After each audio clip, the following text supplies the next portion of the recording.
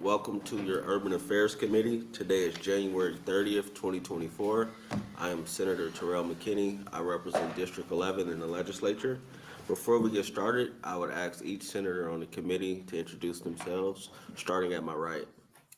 Good afternoon. I'm Senator Jen Day, represent Legislative District 49 in Sarpy County. John Lowe, District 37, Kearney, Gibbon, and Shelton. Senator John Kavanaugh, Midtown Omaha. The committee legal counsel is Elsa Knight. She's sitting at my right. The committee clerk is Raquel Dean, sitting at my left. Our page for today is Colin. He's a senior criminal justice major at UNL. Today and before all bills to be heard will be posted outside the hearing room. The senator introducing the proposed legislation will present first. Senators who serve on the committee are encouraged to ask questions for clarification. That said, the presenter and those testifying are not allowed to directly question senators serving on the committee. For purposes of accuracy for the record, we ask each presenter to state one's name, spell it, and state who you represent, if not yourself. If you're planning to testify today, please fill out the testifier sheets that are found in the binders on the tables at the back of the room. Be sure to print clearly and fill it out completely. When it is your turn to testify, give the testifier sheets either to the page or the committee clerk. If you do not wish to testify but would like to indicate your position on a specific bill, please complete the sign-in sheets with the LBLR-AM number. These can be found in the binders on the back tables. This sheet will be included as an exhibit for the official record. In your Urban Affairs Committee, we use the light system to promote maximum engagement of those wishing to express their position on proposed legislation. The light system will be 3 minutes generally, with the yellow light for 1 minute and a red light for you to conclude. We will recognize proponents, opponents, and neutral testifiers. We will also acknowledge letters received from the record or online comments. Should you have handouts you wish to share, please share 10 copies or ask the clerk to make copies. The clerk will then distribute any handouts to all committee senators. Following all proponent, opponent, and neutral testimony, the bill's presenters offered the ability to close and an opportunity for final remarks. As a committee, we will work diligently to give a fair and full hearing. We will make every effort to accommodate special requests of assistance. At this hearing, we ask you to be respectful of individuals on the committee and the process and to one another. And lastly, please silence or turn off your phones. And also, Committee Vice Chairwoman Hunt is here. Thank you. Oh, and Senator Hardin. Good afternoon. Senator McDonnell, you're welcome to open.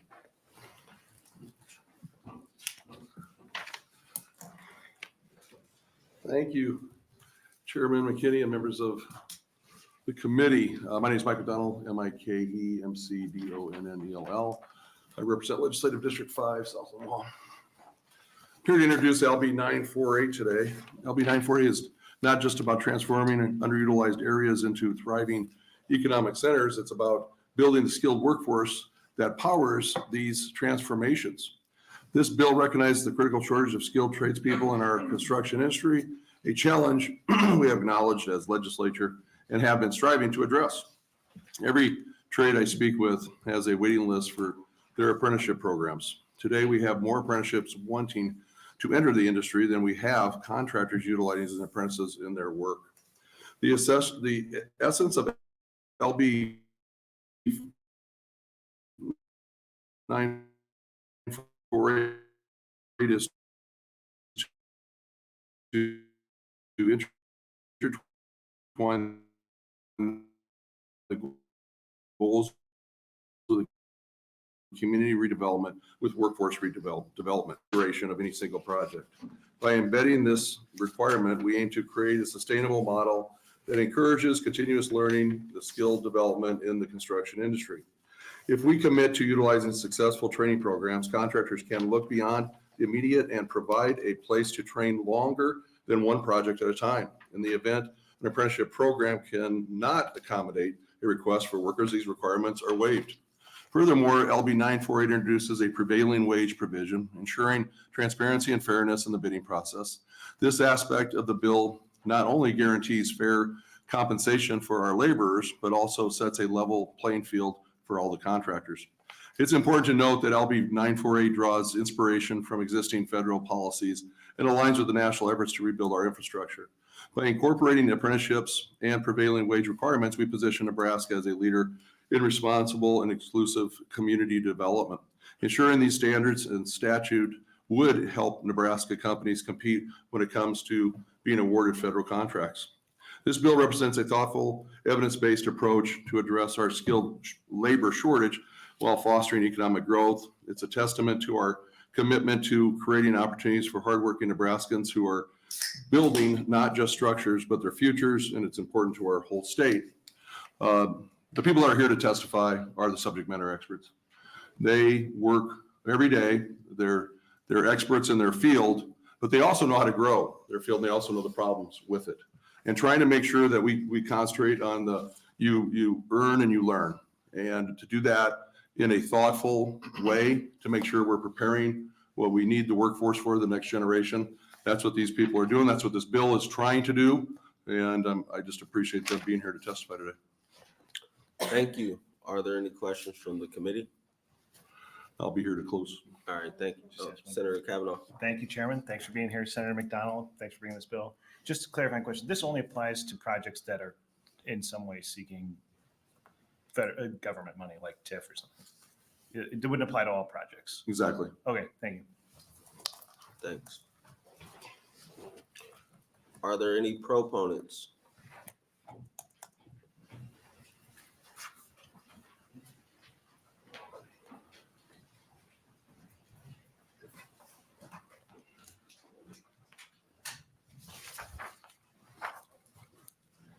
Good afternoon, Senators. My name is John Nebel, Jonnebel. I represent the Nebraska State Council of Electrical Workers, representing over 5,000 electrical workers and their families in Nebraska. Proponent on LB 948, obviously because of the need, as Senator McDonald laid out, was we have been screaming about a shortage of certified skilled trade workers for a long time, and I think we found a way to start to remedy that situation. Right now, we provide money, incentivize builders to build, but we don't ask them certain questions. One of them being, are you training the people that are building these buildings, or are you just using them for the project and never getting them to the skilled level? For our industry, it takes 5 years to get to the skilled level, 4 if you're super fast on it, but most people take about 5 years. So we have developed a program. Our apprenticeship program has been around in this current iteration for about, I guess, since 1947. We think we know what we're doing. Our success rate is, over the last 6 years, according to the DOL, is about 67% turnout. And I just want to break down some numbers real quick on what that means for the electrical industry.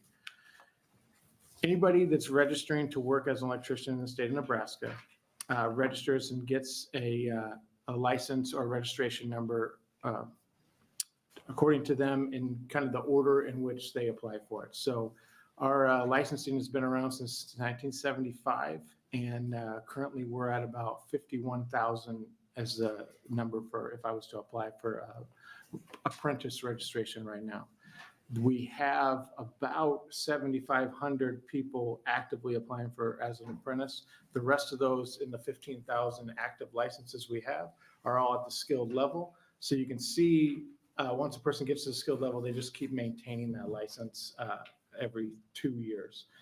Nobody wants to give that license up. So you really just looking at those numbers, you got about 7,500 skilled electricians actively ready to work in the state, and 7,500 out there trying to get to that skilled level. At that ratio of the 50,000 that have registered, we're only getting about 20% to the skilled level. Our program does it at 67%. That's why I think the incentive needs to be in TIF to promote our types of programs. I know my light's getting tied up, so basically these apprenticeships work, and we should incentivize them and ask contractors that if you're going to build a building, you should train the people that build it. So available for any questions. Thank you. Are there any questions from the committee? Senator Kavanaugh? Thank you, Chairman. Thanks for being here, Mr. Nebel. So you went through that a little quick. I know we got time. So there are 50,000 folks who are basically working as electricians in the state. Is that what you're telling me? 50,000 in the last 48 years have registered to work as electrician. Active, 15,000. And of those 15,000, only 7,500 have gone through an apprenticeship program? Of only 7,500 have attained the skilled level, and there's currently 7,500 more trying to get there registered currently. And what would happen if we only had that second 7,500? You mean the Non-skilled. Oh, wow. Good luck. It would be difficult because right now we're relying on the skilled persons to complete and really build the project. So those folks are working a lot of overtime, getting a lot of premium pay. I'm sure that adds to the cost of the building. If you're asking the highest paid portions of the people building it to work overtime hours, and you're really not doing anything to supplement the other half that aren't getting to that skill level. Then basically those folks are just getting assigned a task to get really good at one task, but they're not getting good at all the tasks in the industry. So. And how many apprentices can a skilled, is it journeyman or is there? So I guess what's the nomenclature for each of these? So journeyman would be the skilled level. Apprentice would be the designated for unskilled. Really, we call them first, second, or third, or fourth years, depending on their level of going through an apprenticeship program. The state allows 3 apprentice unskilled level people for every 1 journeyman on a job site, because the journeyman ultimately is responsible for training them as well. So 3 to 1. So, and this bill requires 15%. Correct. Yeah. So yeah, we would the state acceptable number of apprentices would be 75%. We say 15% of them should be in a program like ours that would train them to the level. So, and how many people do you have in your apprenticeship program? We take in about 90 a year. We have about 400 a year that apply. So it's a tough apprenticeship to get into, but once you get in, we're getting you through it. And it takes 4 to 5 years, you said? Yes. And then, I guess, where do those they go through? I've been to the facility, which is very nice. They take classes there, but then they do on-the-job training. Yes. So classes 2 nights a week. Typical is what you would think of as a school year, Labor Day to Memorial Day. And then on-the-job training, state requires 8,000 hours. And the state really doesn't say it needs to be in a certain capacity. It just says you need to be working in the field for 8,000 hours. Our program designates that it has to be almost like a rotation, not maybe specific with the employer, but you're going to have to see all aspects of the trade to make sure that by the time you attain that skilled level, you're going to be coherent in all the different aspects. So how many employers are we talking about? Does one person work with one construction company all through, or is that they rotate different companies? We do not rotate. I know some other trades do, but we currently have 53 employers in the Omaha area that utilize our apprenticeship for their workforce. There is close to 2 dozen in Lincoln and probably another dozen amongst in and around the rest of the state. And if somebody doesn't go through your program, how do they become a skilled electrician? Time, efforts. Hopefully somebody takes them under their wing and shows them the ropes and kind of gives them the same type of training that we would give them. There are self-taught programs out there. You can apply to another, to like Metro. I know they provide classes, but there's not like almost like a handhold incentive that we provide. Our apprenticeship works with a partnership between the workers and the contractors. So in essence, those 2 groups get together and say, okay, this is our capacity. This is what we think we can take on, because it is a self-funded operation. We all pay in a little bit on our paychecks. The contractors chip in the rest. So it's whatever our load can handle. Obviously, the demand, the opportunity comes from what our contractors are getting on the jobs. If they're getting more projects, they can bring in more apprentices into that program, shrinking our wait list and maybe getting it to 50 or that 75% that we're hoping. So the idea of this bill would be potentially allowing you guys to take more than 90 a year. For sure. Yeah, that would be, it's not sustainable to only turn out 90 a year for us. We've been working 60 hours a week for the better part of a decade. We're pretty tired, and we'd like to get our weekends back and bring some more young bucks up. So I'm just got one more question. I apologize. I won't ask everybody as many questions. Okay. Senator McDonnell said that there's basically a release mechanism in here. If somebody goes and gets TIF and then they go out into the marketplace and they can't find 15% apprentices, there'd be some sort of exemption for them, right? Yes, yeah. How do they, if they've never used you guys before, what do they do? So if they've never used us and you have workers that you want to get trained, we just come one, come all, we'll get you in. Obviously, we want to get everybody trained, so we're bringing workers in. You don't have to use the wait list folks if you already have people. We'll find a place for them. We'll exhaust the wait list if you don't have it, and if we've exhausted, if this thing works so well and we exhaust the wait list, then yes, there's an exemption that says it's not required to, because we're not trying to slow down the operations. We're just trying to make sure that everybody that wants to learn the skill trade gets to learn the skill trade. And one other thing, it's not a new concept. Well, we didn't just invent this. This is something that the federal government instituted in the Inflation Reduction Act. I think the senator might have mentioned it. That's where we got that 15% ratio from. It was something that they were comfortable with using. I think Goldman Sachs did a study on it, and they're estimating that it's going to be about a $3 trillion out investment in the technology that is attached to that language. So I don't think business is scared of this requirement. I think they can't help themselves but say, yeah, let's all do this together and get people in. We're all going to do some good building the country. Thank you. Thank you. Are there any other questions? Senator Lowe? Thanks, Chairman. And thanks for coming to testify today. Yeah. So 400 apply, 90 are accepted. 90 is your maximum amount of apprentices you can handle at this time. 90 is that's according to the contractors. They're the ones footing most of the bill on it. The interesting thing about our industry is that the first day on the job it's a race to work ourselves right out of the job. So the construction works at about a 6-month outlook, like what's under contract, what can I afford? If I take on an apprentice in our program, it's a 5-year commitment. That's a long ways from that 6-month contracted work. So right now our contractors are comfortable with bringing on the 90.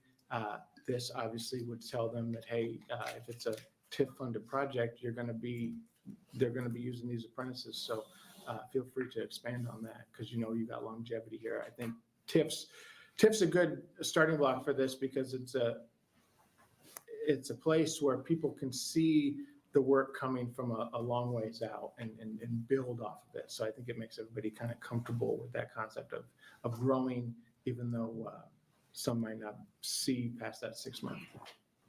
What happened to the other 310 applicants? They still get opportunity in the field as needed. So if a contractor needs to hurry up and get people in, they'll get into an entry-level program. Do not get the full-on 5-year commitment. They'll be in there. It's hour-based, and they get their raises as they advance in it. But there's no long-term commitment for them. They're typically on for the rush of a job, or if the job needs to spike up manpower and get something done. But it's not in no way is it getting them a well-rounded training. But they could still go through and become an apprentice and potential journey. They can work towards it. Yeah, it's much harder because they're not getting the school training, but they're accumulating hours towards it. Thank you. Thank you. Are there any other questions? Senator Kavanaugh? Sorry, Senator Lowe just inspires me to ask more questions. Sorry. So I assume the math adds up, but do you know how many folks are in the apprenticeship program currently?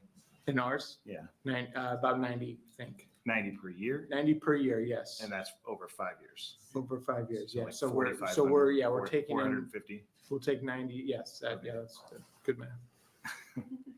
Quick at the kid math. Thanks. Thank you. Any other questions? Senator Hardin?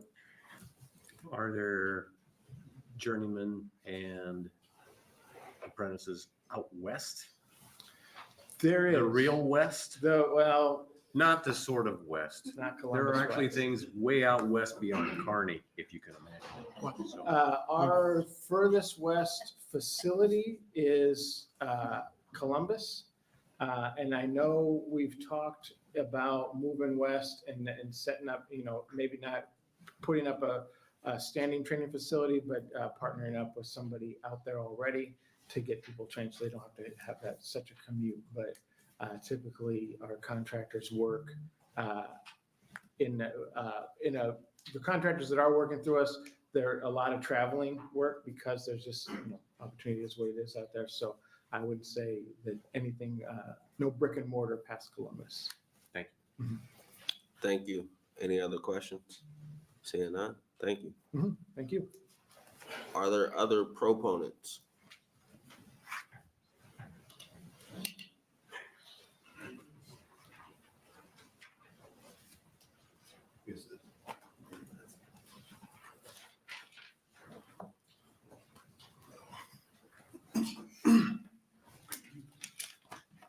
Good afternoon, Chairman McKinney, Urban Affairs Committee.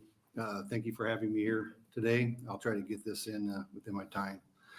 My name is Bob Grothe, B-O-B-G-R-O-T-H-E. I'm the Business Manager, Financial Secretary, Treasurer for the Ironworkers Local 21.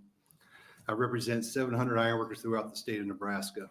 I'm here today in support of LB 948, which incentivizes businesses for safety through apprenticeships and supports local construction jobs. I'll try to highlight both in my testimony today. A little about myself. I'm a 29-year member with Ironworkers Local 21, starting my apprenticeship back in 1995. I served a 4-year apprenticeship and graduated journeyman status in 1999. I worked in the field for 19 years while holding various offices within my local. I was elected business manager in 2014 and have held that position since. Before my apprenticeship in 1995, I was working in this factory as a welder with absolutely no construction experience. Local 21's apprenticeship taught me the skills to become a successful iron worker. I would not be where I am today without that apprenticeship program. My trade is considered one of the most dangerous occupations there is. For many years, ironworkers held the #1 most deadliest job. A century ago, the average lifespan of an ironworker was only 10 years. If you were an ironworker, you'd likely be killed on the job in a 10-year period.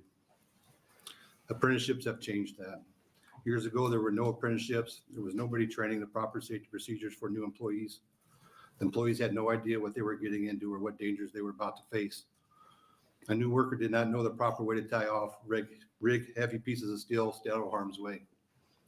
We train our apprentices how to stay alive on job sites, how to stay safe and be able to go home to their families at the end of the day.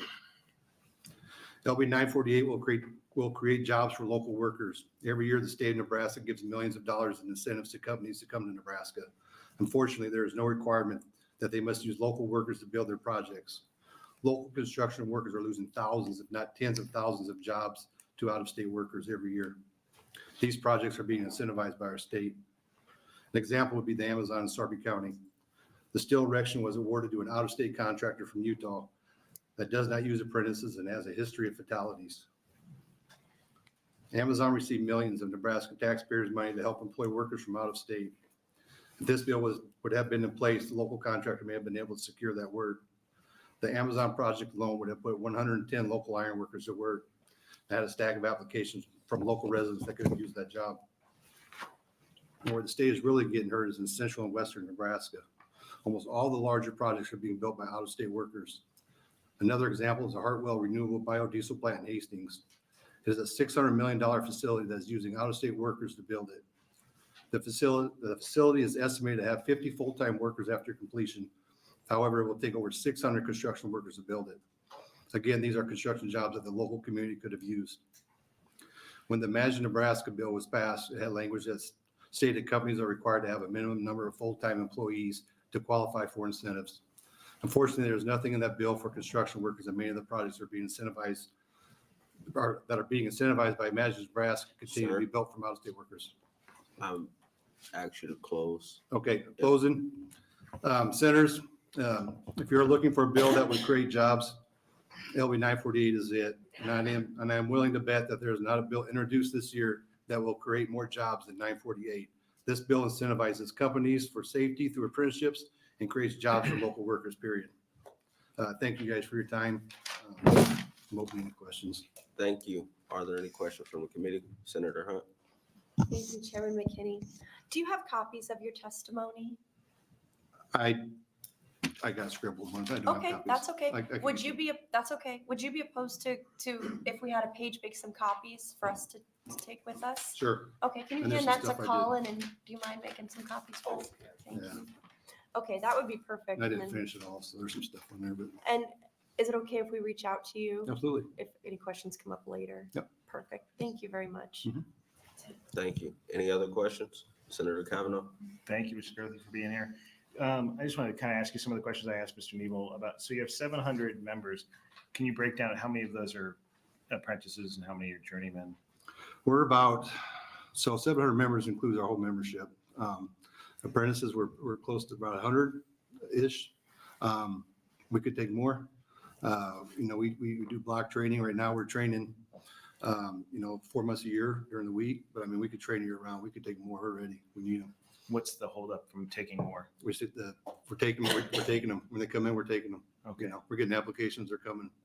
We'll take as many as we can get. And so, and is it everybody a 4-year apprenticeship? It is with us, it's 4 years. We're not a licensed trade, like some of the other trades. And, the licensed trades are protected just a little bit, but we're not. We have no protection as far as having licenses. So, what's really killed us, like I said, is the out-of-state workers that are being incentivized. And they can bring anybody in to do these jobs. And again, we're losing. I mean, I see it all the time. I could bring up a lot more jobs. And a lot of times it's not that they're a low bid, it's that they have a relationship with the contractor they worked for from another state. A lot of times our contractors aren't allowed to bid it, and they're getting incentivized by the state of Nebraska for it.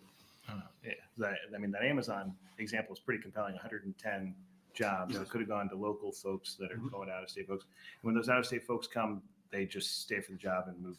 They stay on, for right? the job and they leave, they take the money with them. And go on to the next place. Yep. Gotcha. And trying to think what the other question I asked Mr. Nebel was. Do you guys have a ratio then for journeymen to apprentices on We a try to job? do 4 to 1, or I'm sorry, one apprentice for dream. One apprentice, okay. Yeah, 25. So that's 25%. Yeah. So still less than the 15%. Yep, yep. Okay. Thank you. Thank you. Are there any other questions? Senator Harden? Do you have a sense, you mentioned the Amazon project. How many millions of dollars in the last year, 5 years? Give us a sense as to how much money we're giving to out-of-state groups that are coming in. Granted, we would need to have the labor here to be able to accomplish it, but how much are we essentially sending out of state that could be here? Well, I wish I could answer that, Senator Harden. I try to find where the TIF, from the numbers I get, it's always in the news. And the TIF, to find the TIF, it's actually harder to find that than is navigating through the Nebraska Legislature website. Right. And try to find that stuff, that information. But I just know, like out in your area, it's all out of state people that do it. All the meatpacking plants and that come out there, it's all out of state workers. For that dollar amount, I think you would be astonished probably how much actually goes out to the other states after we incentivize it. There's a lot. Thank you. You're welcome. Thank you. Any other questions? Senator Lowe? Thanks.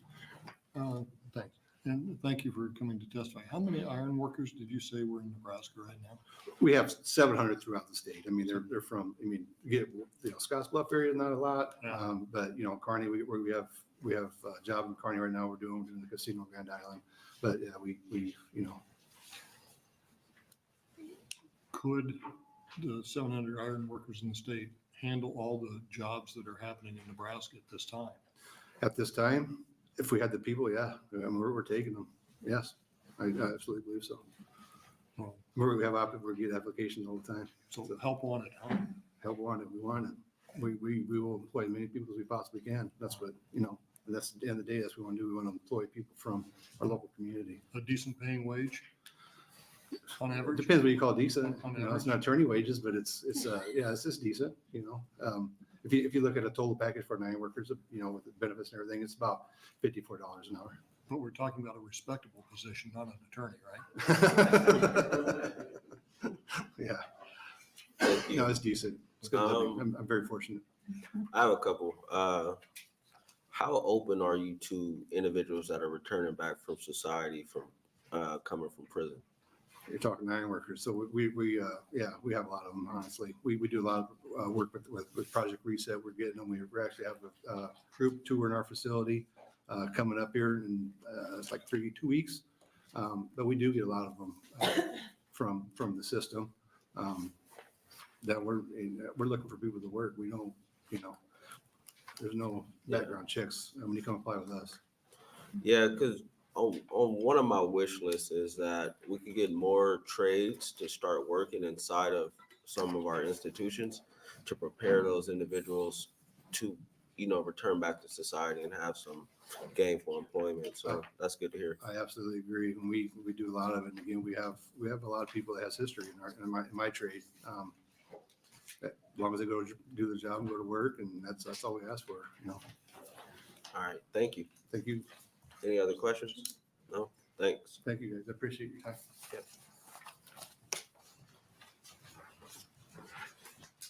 Any other proponents?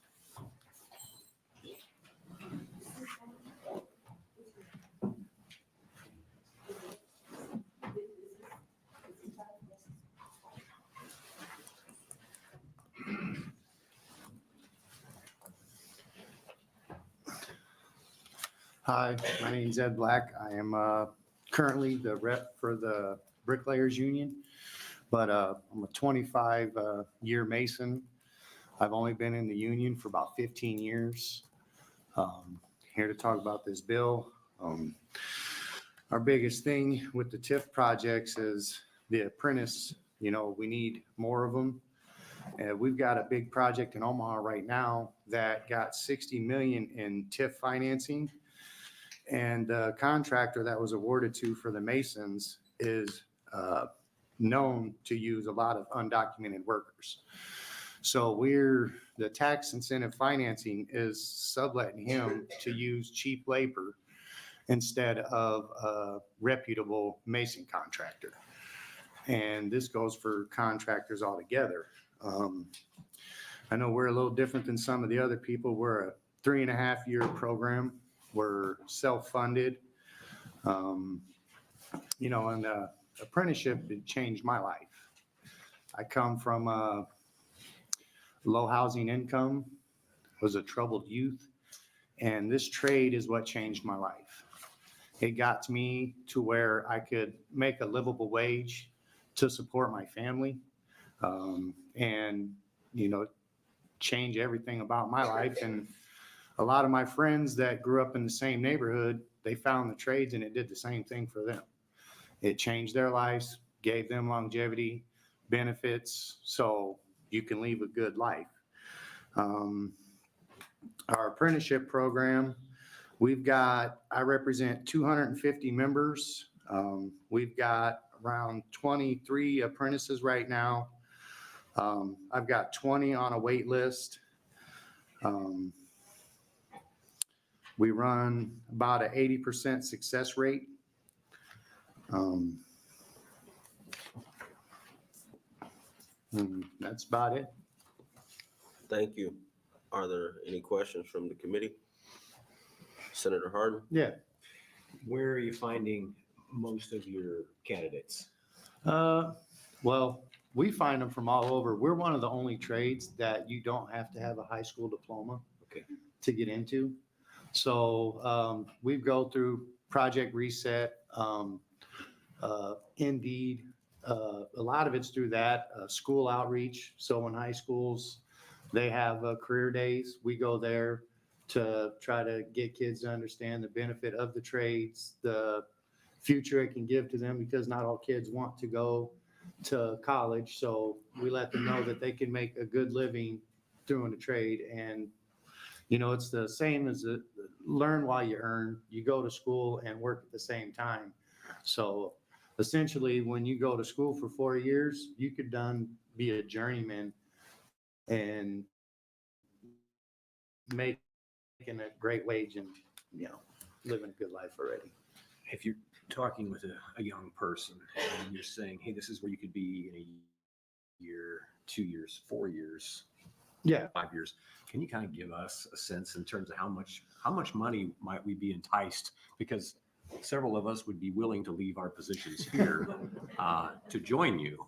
And so can you kind of paint that picture for us? Well, for us, like right now, our starting salary or starting pay for someone hourly, you're right around 18, 19 bucks an hour, but most of my contractors right now are hiring at 20, 21 bucks an hour. And that's just your hourly wage. And that's not including your health and your retirement on top of that. So the way I explain it to a lot of people, you know, I got into this trade and like I say, come from a bad background, but by the time I was in my third year of apprenticeship, I bought my first brand new car. When I was a first year journeyman, I bought a house. And without the trades and the training I received, I never would have gotten there. Many of our college graduates have no idea what it is to sit at a closing for real estate. So, Yeah. Yeah. Building trade gave it to me. Right. Okay. Thank you. Yeah. Thank you. Any other questions? Senator Kavanaugh? Thank you, Chairman. Thanks for being here, Mr. Black. What's the apprenticeship to journeyman ratio you guys have in your? We're about 4 to 1, 4 to 5 to 1, somewhere in there. And you said you have a wait list of 20? Yeah. What's the limiting factor there? Is the number of jobs that you can take folks on? Or? Yeah, just the number of jobs available to the guys. We're currently taking around, this year our calls for 20 apprentices. So, you know, we'll take that into account. So we'll bring 20 in and, you know, but by the time we go out and we do applications, we'll, you know, 30, 40, sometimes 50 people apply. And when you're only taking 20 of them, you know, it kind of limits it. But a lot of the TIF projects in my area, it goes to low bidder. And that's where we run into low bidder. You know, these people doing the jobs, I say a lot of them, I go out to job sites, a lot of them hire undocumented workers and they're not properly trained. And, you know, that's the problem. That's why we need, this bill would help that substantially. Thank you. Thank you. Any other questions? Senator Lowe? Thank you. Thanks, Mr. Black, for coming to testify. Bricklayers and block layers, are they the same? Yeah, we're the same. We're masons in general. Yeah. Is it hard to find a mason anymore in positions? I know out in central Nebraska, it gets tough at times. It is. The guys we talk to in central Nebraska, everybody's having the same problem. Beans were an unlicensed trade, and beans, the undocumented workforce, where they come from, there's a lot of masonry down there. So when they come up here, they can just come into our trade. Well, it is killing our pay scale. So it makes it harder for us to compete. So, you know, when they can hire somebody for, you know, $7, $8 an hour, less an hour than the regular bricklayer, it hurts our trade. That's why it's getting harder for people to find people to do the trade, is because our pay scale is getting less and less because they're trying to bid and compete to get the projects.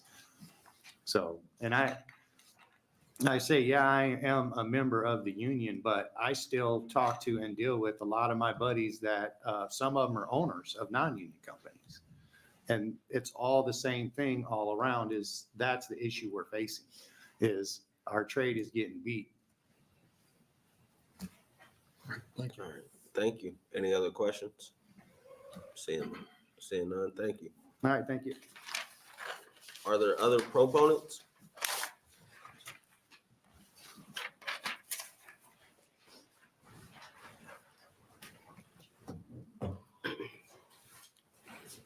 Good afternoon, Chairman, members of the committee.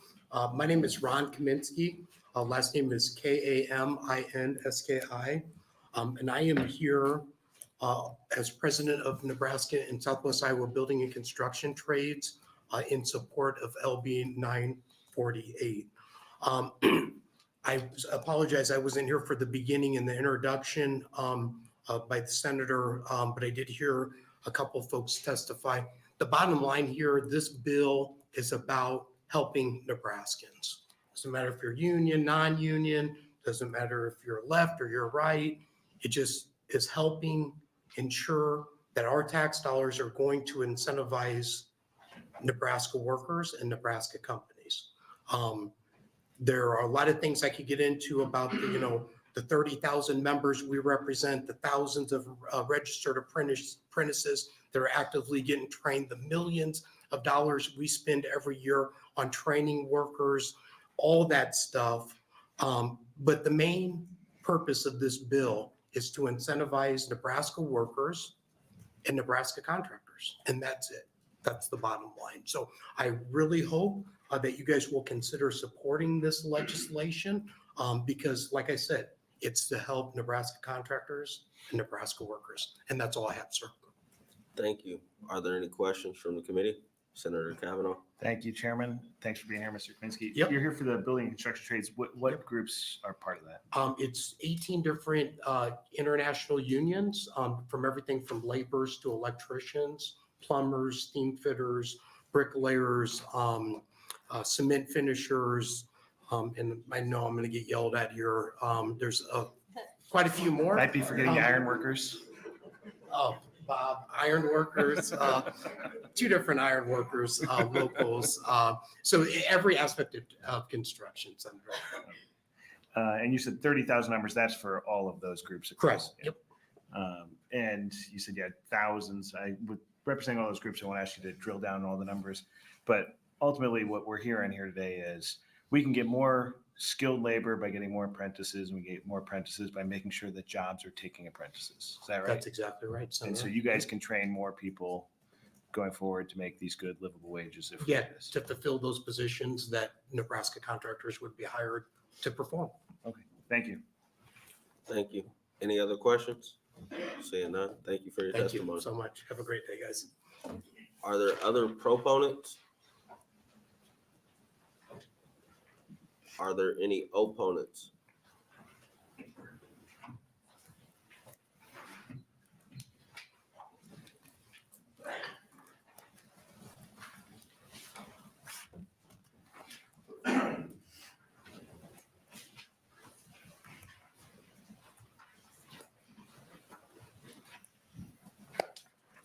Good afternoon, Chair McKinney, members of the Urban Affairs Committee.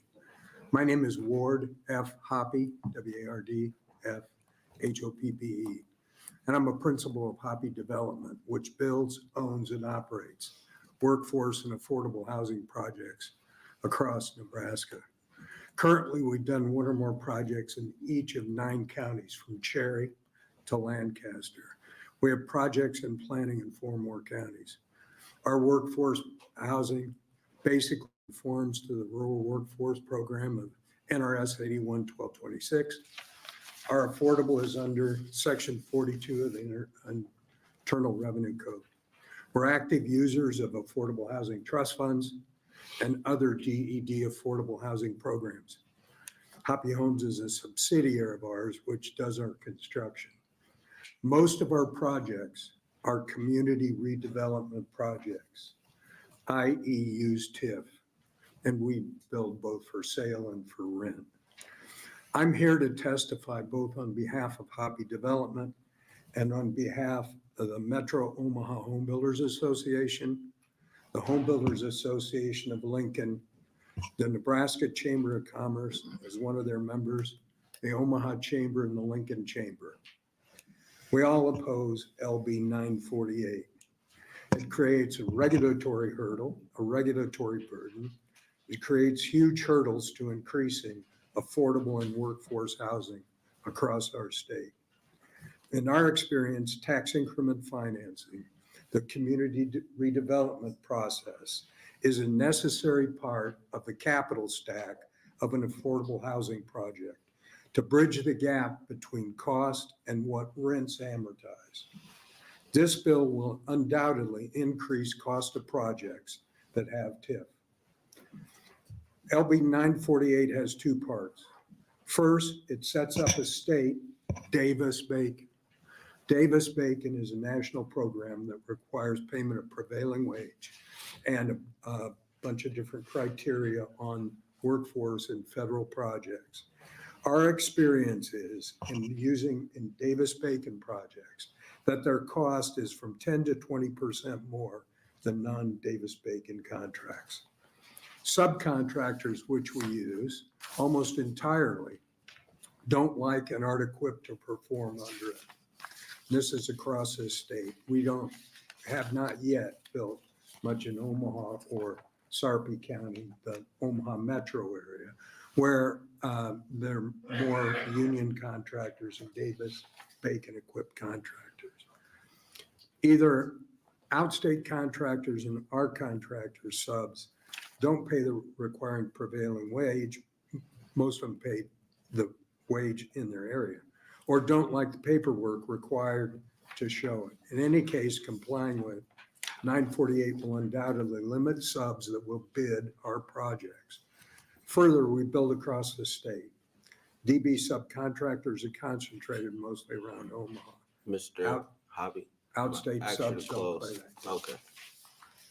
Are there any questions from the committee? Senator Kavanaugh?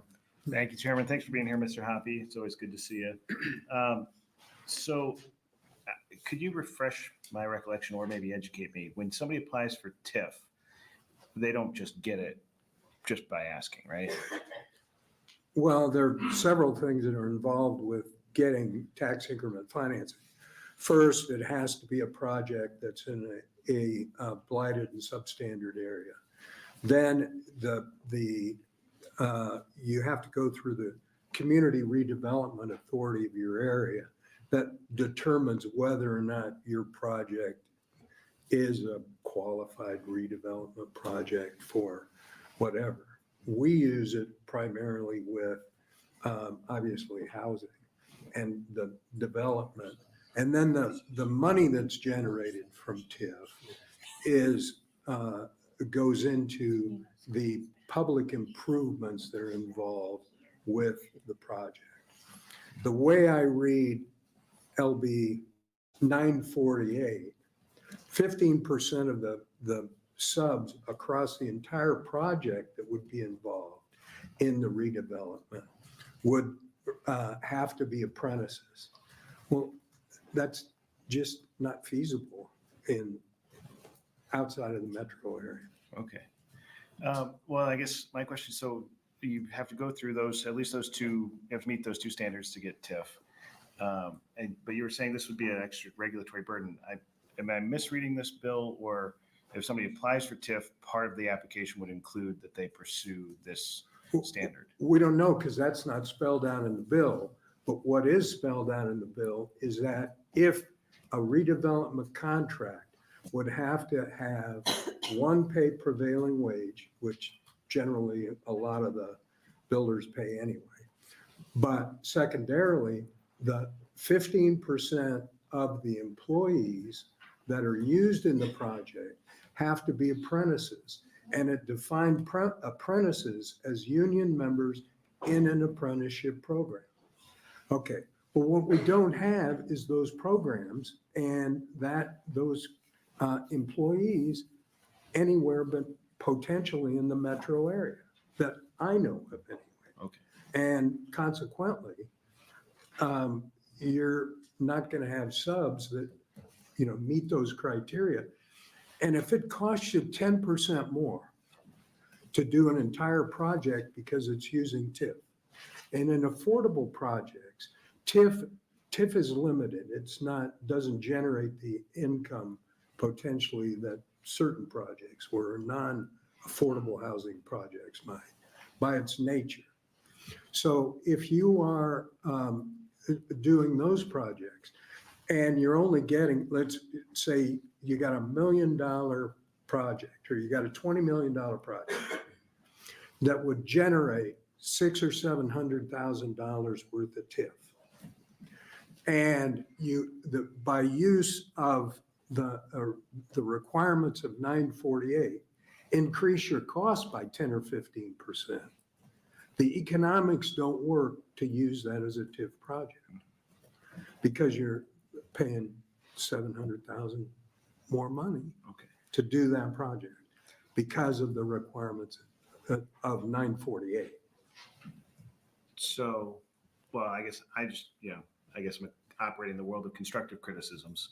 And so I'm trying to hear what you're saying and see if we can make some suggestions to Senator McDonnell on how to make this workable. And one of them is, you're saying outside the metro areas, I assume you mean Omaha and Lincoln, Right. that it'd be prohibitive to get this type of labor. And there is a provision in here that says if it's not realistic, you could get an exception, right? I think there is some provision if you apply to it.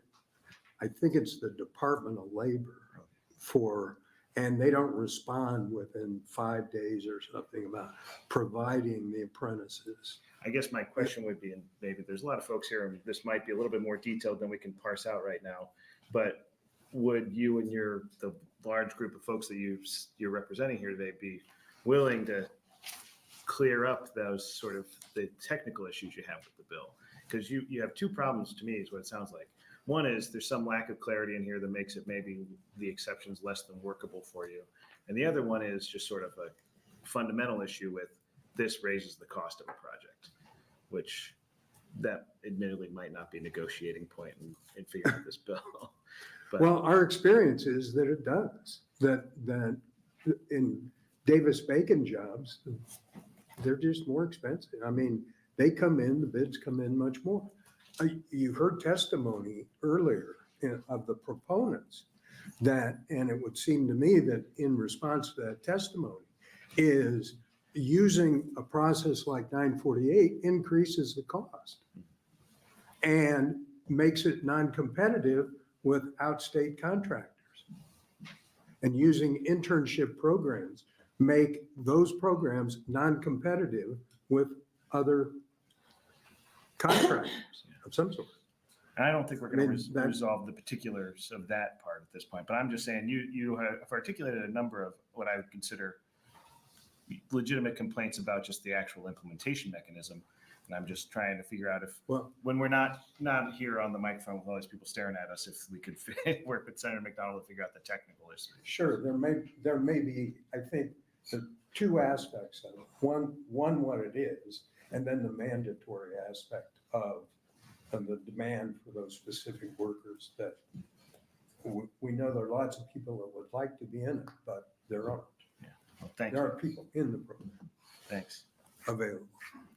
Thank you. Are there any other questions? Seeing none, thank you for your testimony. You bet. Other opponents?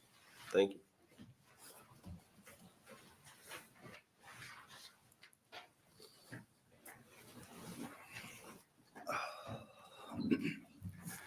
Thank you, Chairman McKinney and members of the Urban Affairs Committee.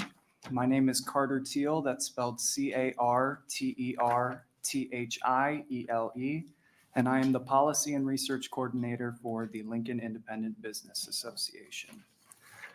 Last week, I testified on LIBA's behalf to support adopting the Apprenticeship Grant Act.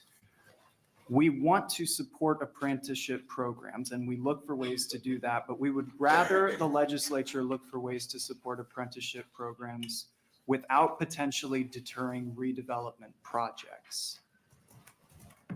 I speak on LIBA's behalf to oppose a specific provision in LB 948, which mandates that 15% of the total labor hours of construction for a redevelopment project be performed by qualified apprentices. This requirement has good intentions that may result in negative impacts on redevelopment. Firstly, this requirement could lead to a shortage of skilled labor on redevelopment projects. Apprentices, by definition, are individuals who are learning their trade. When they're under the supervision of skilled workers, their relative lack of experience could impact the quality and efficiency of the work performed. Secondly, the 15% requirement could potentially lead to delays in project timelines. Training and supervising apprentices requires time and resources which could slow down the pace of construction work. This could result in projects taking longer to complete and increasing costs, potentially making some projects financially unviable. Lastly, because of that, this provision could inadvertently limit the pool of potential contractors for a project. Smaller contractors or those who don't typically employ apprentices may be excluded from bidding on projects, thereby reducing competition and potentially leading to higher costs. In conclusion, the apprenticeship requirement in LB 948 could have unintended negative consequences on the efficiency, cost, and quality of redevelopment projects. Therefore, we urge this committee to reconsider this provision and explore alternative ways to support apprenticeship programs without negatively impacting the redevelopment process. Thank you, and I would be happy to answer any questions. Thank you. Are there any questions from the committee? I got one. So how do we find a balance here? You know, we hear about the need for, you know, more opportunities for apprenticeships, but you also say there could potentially be negative impacts, and we're dealing with, technically we have low unemployment, but we know a lot of people are working multiple jobs and are actually being paid a lot of money. Yeah. And also another issue is a lot of the individuals that came before us today are up in age. How are we growing the workforce from the ground up? So how do we balance that? Well, just balancing from last week, the Apprenticeship Grant Act and this bill here today, what I would say the main difference is the aspect of incentivizing businesses to retain and acquire more apprentices so that they can be the ones to apply and bid for these sorts of things with the knowing of what they can provide. Compared to this, our main concern with this bill is redevelopment and the efficiency of the redevelopment projects. I wish I could offer an alternative, a way that we could somehow take out the requirement of the labor hours being completed by apprentices, but unfortunately, our organization's main concern with this bill is the efficiency of redevelopment projects. We want to see it done as quickly as possible. I understand that, but I'm sure Senator McDonnell or others would argue just relying on developers to set aside those jobs for apprenticeships is although you're well-meaning, it doesn't happen like it's supposed to. So I'm sure that's probably why you put the requirement in the bill, because just relying on developers to do the right thing has been an issue. Well, yeah, and I can see that, but there are other forms of labor. There are other jobs, other projects besides redevelopment projects. It's true, but still, it's Yeah, an issue as I well. understand. I understand. Well, thank you. Any other questions? Senator Kavanaugh? Thank you, Chairman. Thanks for being here, Mr. Thiel. I was just rereading your comments. You had the part about the smaller folks. I don't know if you heard Mr. Nebel's testimony where he said if there are other contractors who have labor, that they'd be happy to take them in the program if they have. So I don't know if that alleviates some of your concerns that folks can have their unskilled laborers join the apprenticeship program once they have a contract already. I don't know if you wanted to respond to that. Well, I may have been out of the room at that time. That's all right. He speaks for him and his organization, and I'm just reiterating the things that I've been told. Right, I got you. You don't have to have heard it before. I guess my question is, if that is the case, would that alleviate some of your concerns that these other contractors who aren't already part of the union or part of the apprenticeship program could get their folks in and thus satisfying the requirement? Would that help? You don't have to. I'm not gonna push The up. main concern, though, is just how fast can we get? Is it going to have an impact on how quickly redevelopment projects are done? Because they're all over the place in Lincoln, and we want to encourage them and for them to be done as quickly as possible. So if there's a way to incorporate that doesn't deter that redevelopment, then by all means. Okay, thank you. Thank you. Any other questions? Seeing none, thank you for your testimony. Thank you. Are there other opponents?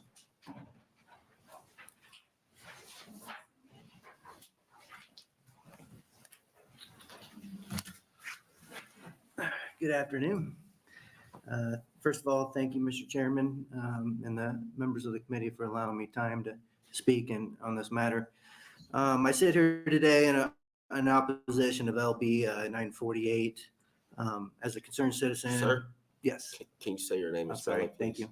you. Jeremy Montgomery. Jereme, Montgomery, Montgomery. I'm here representing myself, Home Builders Association of Lincoln, and Stevens and Smith Construction. As a citizen, as a contractor, and as the president-elect of the Home Builders Association of Lincoln, I believe this proposed legislation of mandating 15% labor required to be apprenticeships raises significant concerns. First, my concern is flexibility. The proposed language does not allow for flexibility of hiring and deploying workers based on specific project needs throughout Nebraska. Having flexibility or giving the developer or general contractor flexibility is particularly crucial in the construction industry where project timelines, requirements, and scopes can vary significantly. Under this bill, could contractors swiftly adjust their workforce schedule to meet the project demands efficiently, especially in rural Nebraska? My second concern is increased costs. Contractors, developers often collect and award bids to the trades on a design bid build concept, awarding contracts to the lowest, most qualified bidder. This cost effectiveness can lead to more competitive bids and ultimately resulting in significant savings for the project owners and in some cases the taxpayers. Requiring prevailing wages of 15% of the total labor will increase costs. And to me, it seems a little counterproductive to incentivize developers to utilize TIF money and then increase the cost through legislation. My third concern was inclusivity. This bill is not inclusive. Nebraska construction projects need to be inherently inclusive as they prioritize hiring and promoting individuals based on their skills and qualifications rather than their tenure or affiliation. This bill as written requires apprenticeships to be from a union, not from a merit-based company, which comprises 93% of all construction companies in Nebraska. So additionally, I urge the committee to reconsider the broader implications of this bill on construction projects, especially on affordable housing. It is crucial to evaluate not only the immediate effects, but also the lasting effects on our communities and as a state as a whole. Thank you. Are there any questions from the committee? Senator Kavanaugh. Thank you, Chairman. Thanks for being here, Mr. Montgomery. You said this is a mandate. Does it apply? My understanding, I apologize, was that it applies to projects that are using tax increment financing. Does it apply True. to something Mandates else? for TIF projects. Okay, so it's just for TIF projects? Yes. But you're not required to take TIF when you develop a project? No, but for this bill specifically is for TIF projects. Right. Okay, but so it's not a mandate. It's a requirement for using TIF. Is Okay. maybe a better way to put it. Thank you. Okay, thanks. Thank you. Senator Lowe. Thank you. So why would a contractor use TIF? As an incentive to make the project cost less. Thank you. Right. Thank you. So is the lowest bidder always the right thing though? Lowest, most qualified bidder. Does it in practice, does it always happen that way though? Unfortunately, no. It's the world of construction, but that's what it's supposed to be. So when we bid jobs, we usually get a phone call saying, do you have this? What's your quantities? And they're just qualifying. Are you, a lot of projects require something called the concrete ACI certifications. Do you have your proper certifications in place? Are you correctly bonded? I mean, all those types of things to qualify a contractor or a subcontractor are usually asked after the bids have been submitted. Okay, and if you're using TIF, what would you say to a taxpayer who feels that your utilization of TIF is a loan, a tax loan technically, and all they're asking for is an opportunity to have an opportunity to learn the trades and things like that. And if you're getting a tax, if you're getting TIF, why not give the taxpayer an opportunity to at least have a percentage of those projects? So why would not make it more inclusive and include all construction companies, not just unions? So if it was just you, if it was more inclusive, would you be more open to this? Well, I'd be more open to it if that was allowed, but there's still the costs that I have issues with. And again, the flexibility of managing, when we have projects that are Davis-Bacon, there's probably about 20% more cost that we have on our end just to manage those types of projects. All right, thank you. Senator Kavanaugh. I apologize. Thank you, Chairman. You said that a couple times, that it only requires that they have to be union. Am I missing part of this? Apprenticeship programs in my mind, yes, I equate that with unions because they're the ones who do it. So are you saying that there are no non-union apprenticeship programs? No, there are, but, and I believe this is the way that bill is worded, merit-based companies do not apply for their apprenticeships. Okay. And it's in those sections and those numbers from what I was told. There's a few more words in here than we could go through now, but I'll take a look for it. And yeah, maybe somebody else can clarify that. Thank you. Thank you. Thank you. Yeah. Any other opponents?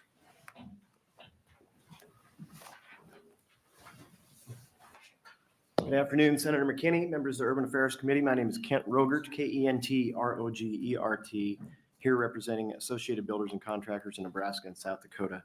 We are an association of merit-based companies in opposition of 948. First off, I want to say that we sincerely appreciate Senator McDonnell's efforts to encourage entry into the trades through apprenticeship programs. Many of our members do have apprenticeship programs, and ABC locally actually has its own apprenticeship programs across the state and here in South Dakota. Senator Kavanaugh, bottom of page 5, very last word, and that prohibits our apprenticeship programs for qualifying from this. If it was an or, we would be able to do that. I don't know if it's purposely drafted with an and, but I think if we change that, it gets there. We've got concerns with the 15% requirement. There are some 600,000 unfilled construction jobs across the country. And we're having trouble we'll take anybody we can get who wants to climb a ladder and swing a hammer, as long as they're trained and we're covered with our programs. Under the bill here, registered apprentice programs, they can't serve all labor needs of the projects. And so we would be restricting some portions of labor from non-union or union registered apprenticeship programs. And that would limit the opportunities for some of those folks who would want to apply and maybe come to work on these projects. I don't want to reiterate what most people have said ahead of me. For sure, prevailing wage laws, we have studies, we can prove this, do increase costs by about, on average, 10% across the country. So it would potentially add some cost to these projects, which would offset the TIF value that would be in there. But everything else that I've got here was said by other folks in front of me. So I'll just answer any questions if you have any from the committee. Thank you. Are there any questions from the committee? Senator Kavanaugh. Thank you, Chairman. Thanks for being here, Mr. Roger. Okay, you're saying that that qualifies for the federal section of the statute. Yep, that defines. That III is a union apprenticeship. And if that were changed to an or, would that solve all of your concerns or just? Solve that concern. Right. So you're representing home builders and was it ABC? Just ABC, Associated Building Contractors, Okay. Nebraska and South Dakota. And they have their own apprenticeship program. We do, and then some of our members do as well. And some of the home builders are members of our association as well, yeah. And do you know how many folks are in that program? So I will tell you that I'm pinch hitting today. Our executive director, who normally is here, would have that data for you. And it's even in my highlights to talk about those numbers, and I don't have them, so I'll give them to you. Yeah, thanks. Appreciate that. All right, thank you. Thank you. Any other questions? No. Thank you for your testimony. Any other opponents? Anyone here to testify in the neutral?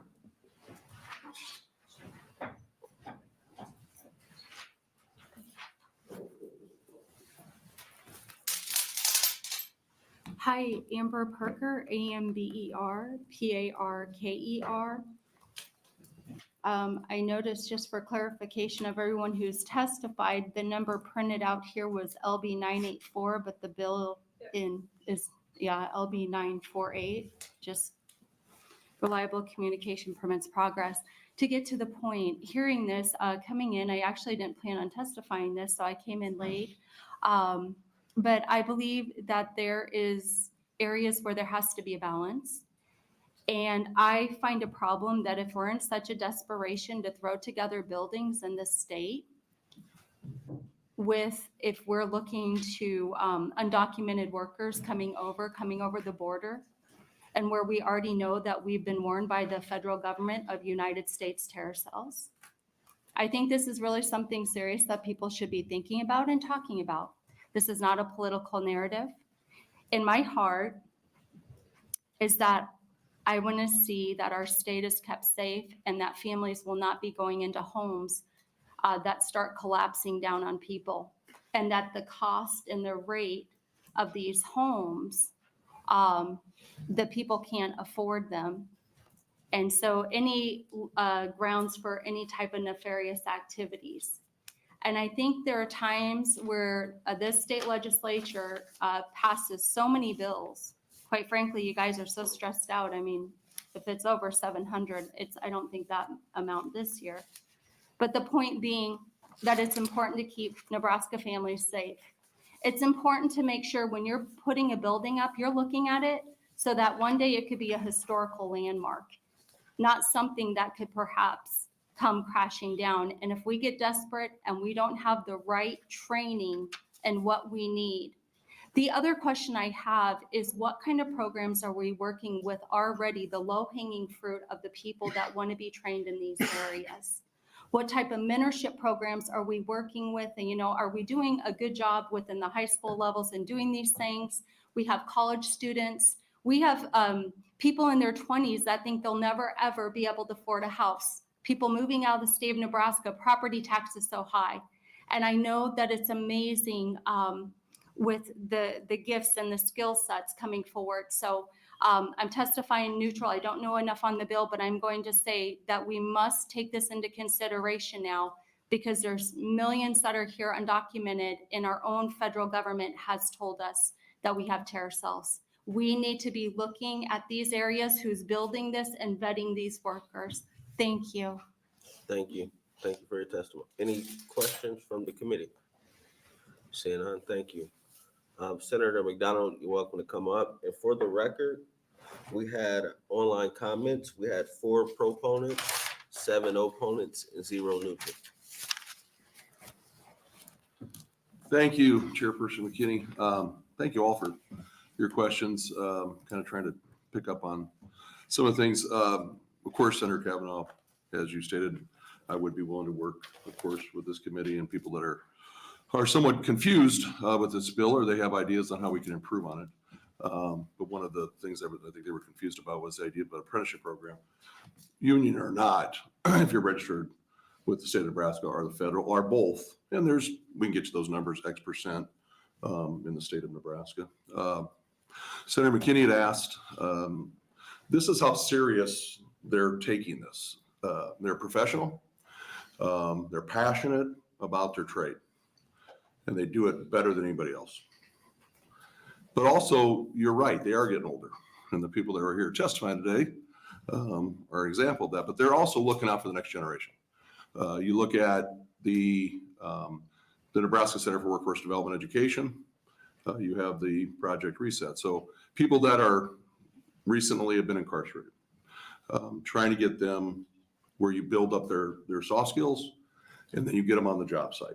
There's data going back over 2.5 years now that 82% of those people are being successful right now on the job site.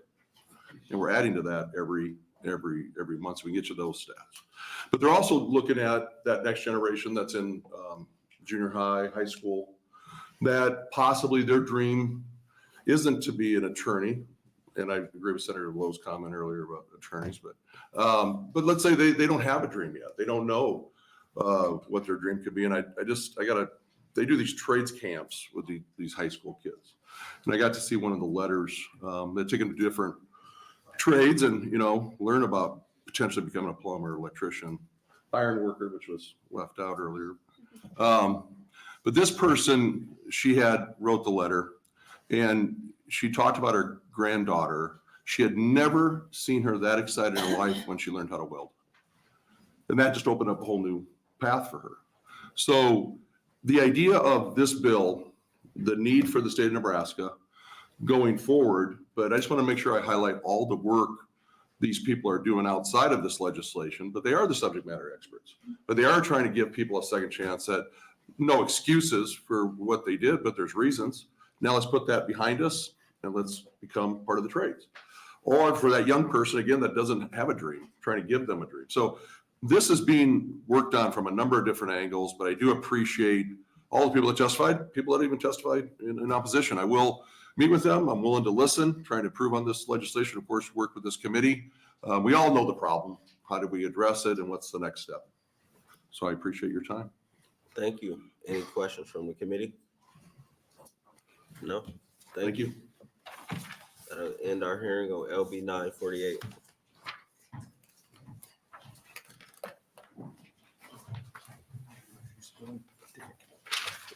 No offense, John.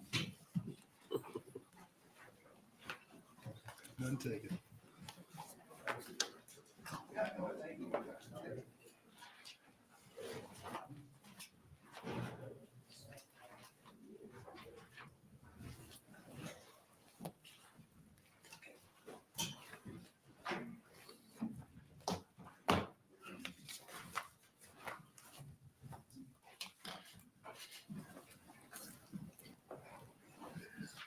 Thank you, Chairman McKinney and fellow members of the Urban Affairs Committee. My name is John Lowe, that's John-Lowe, and I represent District 37, which is Gibbon, Shelton, and Kearney. Housing is needed in Nebraska. Affordable housing is needed to help our businesses and to ensure young Nebraskans can fully participate in the American dream. LB 1165 attempts to accomplish this in a very simple way. What it attempts to do is make it easier for developers to build duplexes in cities of a metropolitan, primary, and first class. This is done simply by requiring that these entities shall not have more restrictive regulations on duplexes, duplex housing than required on single-family housing. This language is modeled off bills that were brought in Montana, which attempted to accomplish these same goals. I realize that this is a pretty short opening, but honestly, this is a pretty short bill with pretty straightforward effort. With that, I'll be happy to answer your questions. Thank you. Any questions from the committee? Senator Harden? Use small words. What's it do? It just allows you to develop a duplex on a single family lot. Okay. And Smaller words? No, that's really good. Okay, thank you. And is it something that basically says the state has kind of a thumb in the back of county zoning on this, or what does that mean? It's not intended for that purpose. It's intended to allow us to build multiple units, a duplex on a single family lot to help with our housing problem. Okay. It's not intended to be a thumb at our cities. So it's not a requirement per se? No. Okay. But it helps pave the way. I see. Okay. Very good. Thank you. Thank you. Any other questions? No. Thank you. Are there any proponents?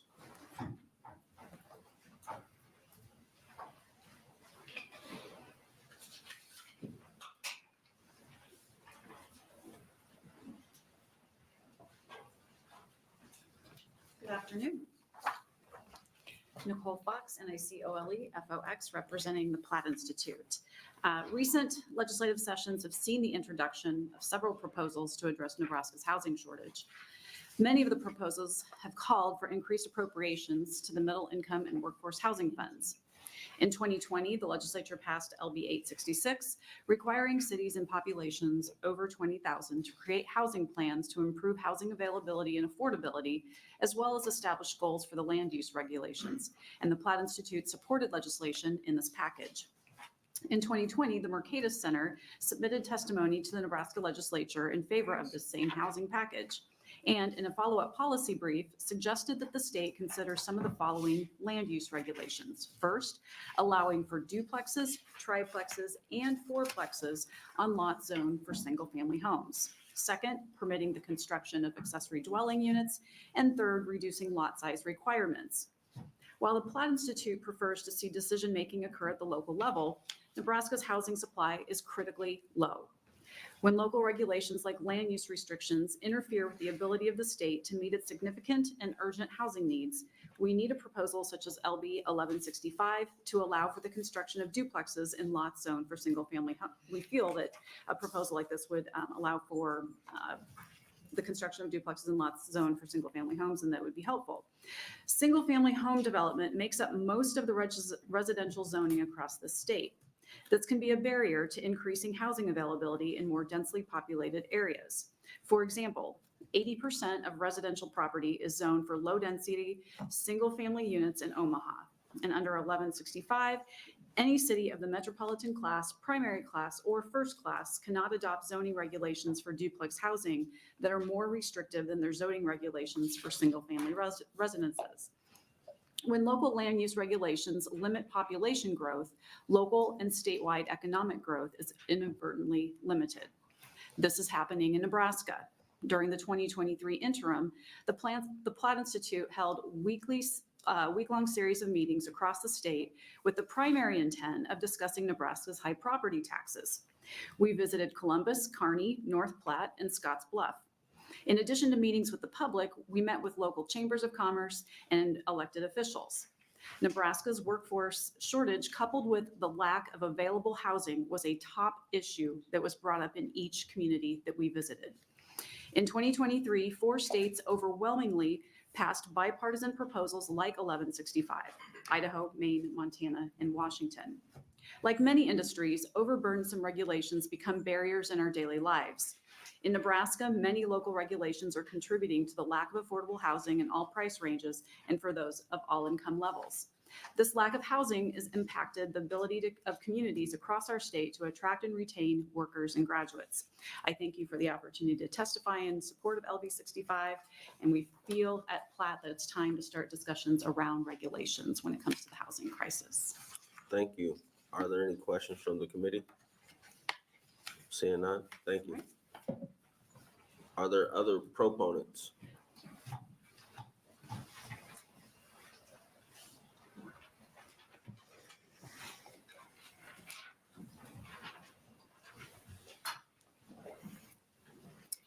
Good afternoon. Thank you, Chairman McKinney. I'm Julie Harris, JULIEHARRIS. I'm the Executive Director of Bike Walk Nebraska. I'm usually in the Transportation Committee. This is my first time in front of Urban Affairs, so it's nice to see your faces. And you may wonder why a transportation person is here talking about housing, but it's actually the bigger picture that I am here to talk about today, and that is land use. When we have more density in our cities and towns, it is more beneficial for creating better active transportation, better biking, better walking, better transit in our communities. So while we have some concerns about state level oversight into local zoning codes, we do just want to bring forward the concept that adding this additional density will help in other ways besides just the housing situation that we have, and that is with active transportation. Thank you. Any questions from the committee? No, thank you. Thank you. Other proponents?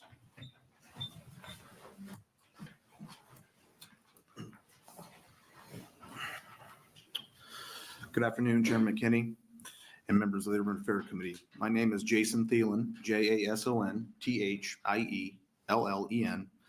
and I am with Welcome Home. We are a nonprofit organization comprised of individuals, businesses, financial institutions, and other nonprofits committed to partnering with our elected officials to make meaningful changes, non-taxpayer funded meaningful changes, and improvements in the public policy arena to allow young families, first-time home buyers, and future Nebraskans to own a home. We're particularly focused on improving the regulatory environment in our communities. Before I go further, I want to thank Senator Lowe for introducing this common sense bill. We think we can all agree that housing is super important in Nebraska and has been for a long time. We've lacked tens of thousands of units specifically affordable units in our state. LB 1165 could be a step in the right direction.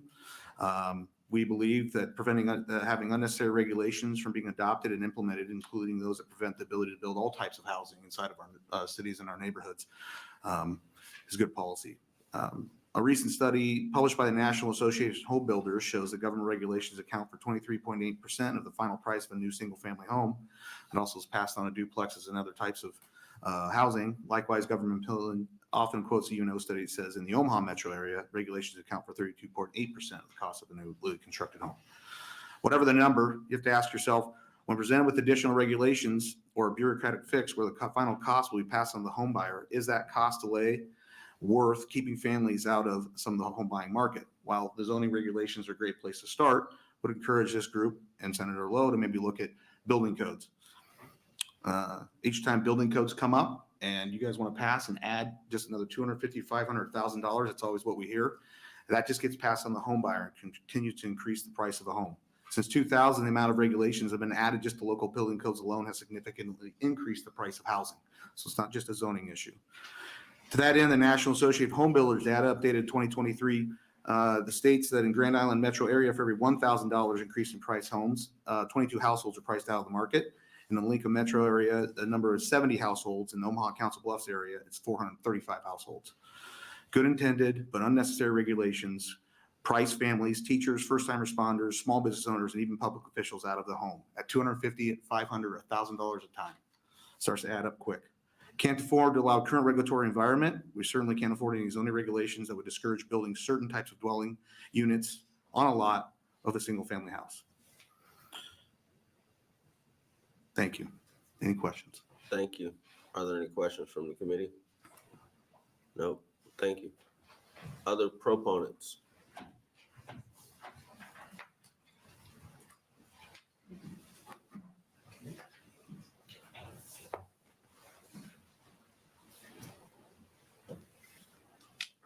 Chair McKinney, members of the committee. My name is Ward F. Hoppe, W-A-R-D-F-H-O-P-P-E. I'm a principal of Hoppe Development. We build affordable and workforce housing across the state. I'm here to testify on behalf of Hoppe Development, the Metro Omaha Home Builders Association, the Home Builders Association of Lincoln, Lincoln Chamber of Commerce, the Omaha Chamber of Commerce, and the Nebraska Chamber of Commerce.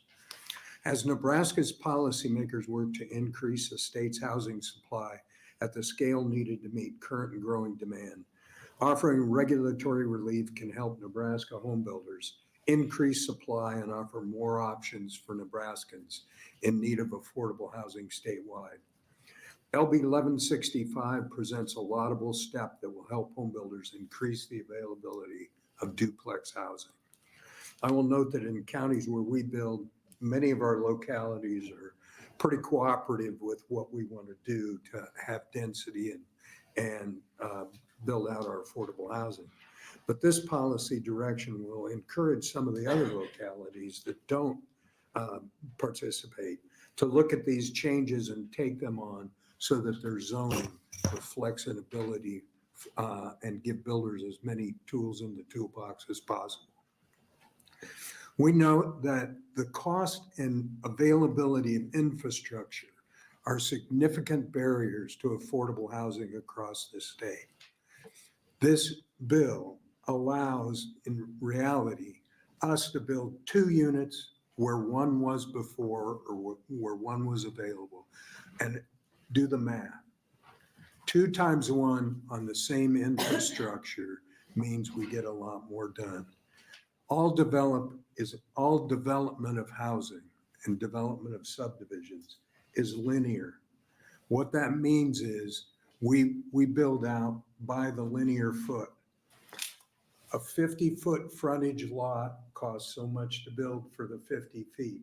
If it's a 100-foot lot, it's twice the cost of a 50-foot lot to put in infrastructure. When you are able to build duplexes on the footprint of a single-family lot, essentially that doubles your capacity. That is on the same cost. So definitely LB 1165 helps affordable housing. It allows us to double the amount we can put on the same infrastructure. On a nationwide basis, owner-occupied duplexes are a definite trend nationwide. This bill addresses that trend. I want to thank Urban Affairs for continuing to bring policy that aims to address our affordable housing issues in Nebraska, and thank Senator Lowe for bringing LB 65 and LB 66 forward. Thank you. Thank you. Are there any questions from the committee? I have one. Sure. One example I was thinking of as you were speaking, so the city of Omaha, for example, what if they make the argument and say that this change in the law goes against their master plan? What would you say to that? I would say I don't read this law that way, number one. First of all, this law says that, the way I read it, that essentially you can put a duplex on any place you could put a single family unit, which to me means if the single family lot today that would be a duplex lot in the future has a 20-foot setback, that 20-foot setback still applies. If it has a 5-foot side yard requirement, putting the duplex in there is still on the 5-foot side yard requirement. All this does to me is it allows us really to double capacity on the existing infrastructure. Now, I can't imagine that the Omaha codes would be going that direction or their master plan. I think it's quite the contrary from my experience. All right. But I don't know if that answers your question. It did. Huh? Yep. It answered it. I appreciate it. Okay. Yep. Thank you. Yeah. Any other proponents? No. Thank you.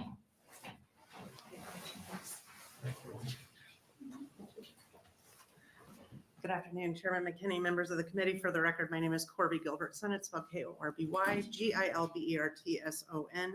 Appearing today as a registered lobbyist on behalf of the Nebraska Realtors Association. I'm going to try not to repeat everything you've heard already, but talk about the fact that we hear a lot about affordable housing, workforce housing. What the realtors really try to focus on is appropriate housing and making sure that based on changes in density and giving each community what they need to be able to provide appropriate housing for people. We see this bill as one of those tools to allow that. And like Mr. Hoppy said, we don't think it impacts current setbacks and things like that. That was a major discussion when we were talking about this bill. So I'd be happy to answer any questions. Thank you. Are there any questions for the committee? Seeing none. Great, thank you. Other proponents?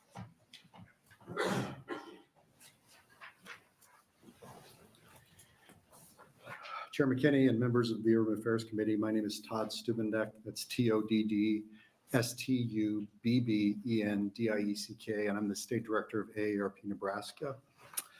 84% of Nebraskans age 45 plus tell us that staying in their home as they age, aging in place, staying in the lowest level of care is extremely important to them as they are getting older. What we also know is in order to do that, they need a range of age-friendly housing options that accommodate their needs, including homes that are structurally and mechanically safe and accommodate people with disabilities. ARP has long supported the construction of missing middle housing as one solution to the need for more age-friendly housing options in the state. And missing middle refers to a class of housing such as duplexes and triplexes and townhomes. They used to be widely available in the United States, but have now in many places been zoned out of existence. These missing middle housing options, such as duplexes, can provide an affordable, age-friendly housing options.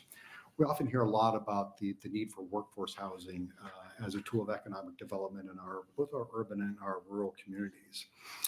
But a lot of people don't make the connection that building more missing middle housing like duplexes can actually help open up more workforce housing.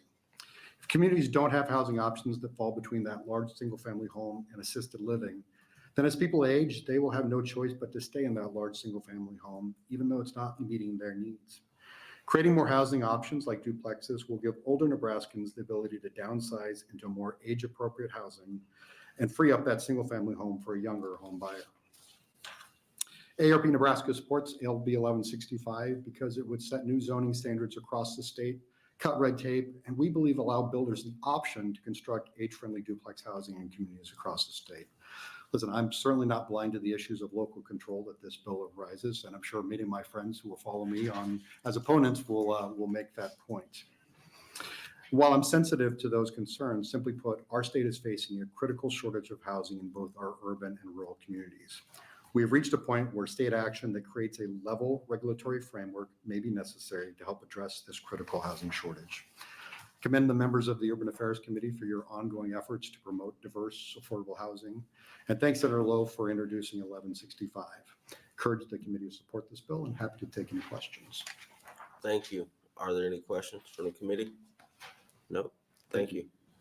Are there any other proponents?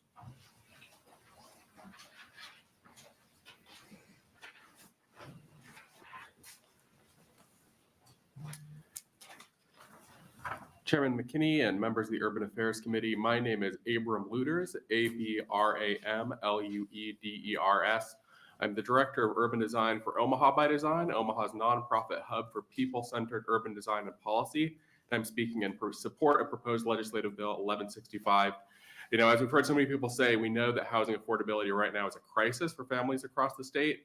You know, in Omaha, where I hail from, new construction starter homes, you know, they're going from, you know, $300,000 all the way up to $400,000.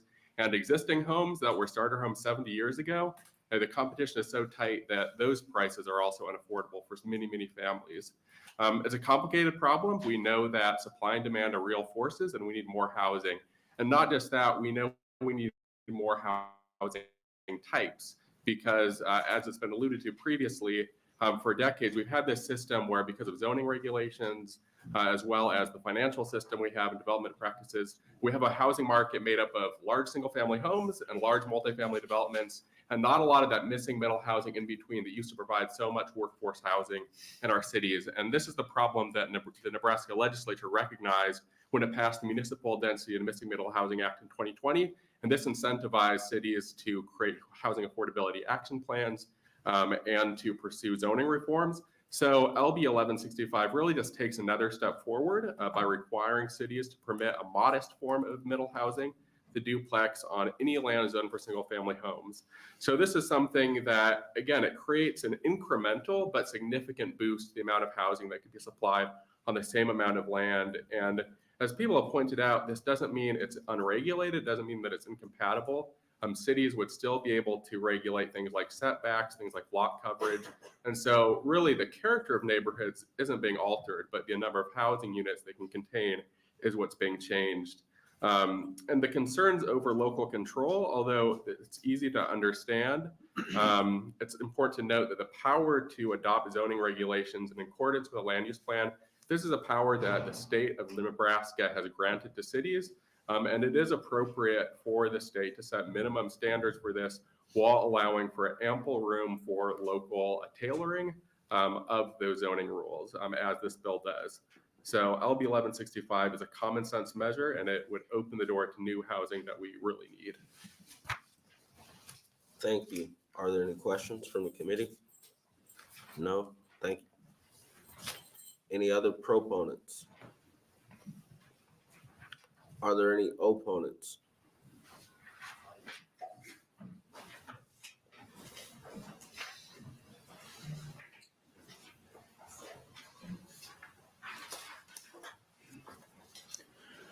Good afternoon, Senator McKinney and members of the committee. My name is David Carey, D-A-V-I-D-C-A-R-Y.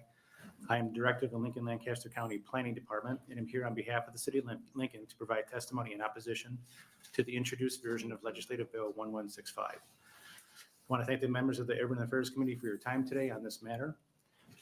LB 1165, as written, provides state authorization to regulate zoning at the local jurisdictional level. The concern Lincoln has with this legislation is the potential loss of local control over the regulatory options on zoning activity by limiting the regulatory authority of municipalities without local context and understanding. The City of Lincoln currently has efforts underway to address affordable housing issues.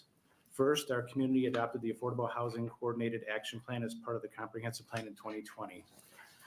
Since then, several recommended zoning updates and housing projects have been initiated from that plan. In fact, under Mayor Gaylor Baird's administration, we have now incentivized the creation of over 1,800 new or rehabilitated affordable housing units since 2020, putting us well ahead of schedule to meet our ambitious goal to create 5,000 new or rehabilitated affordable housing units by 2030. Second, Lincoln's current zoning code does allow for duplex housing in all districts that allow detached single family.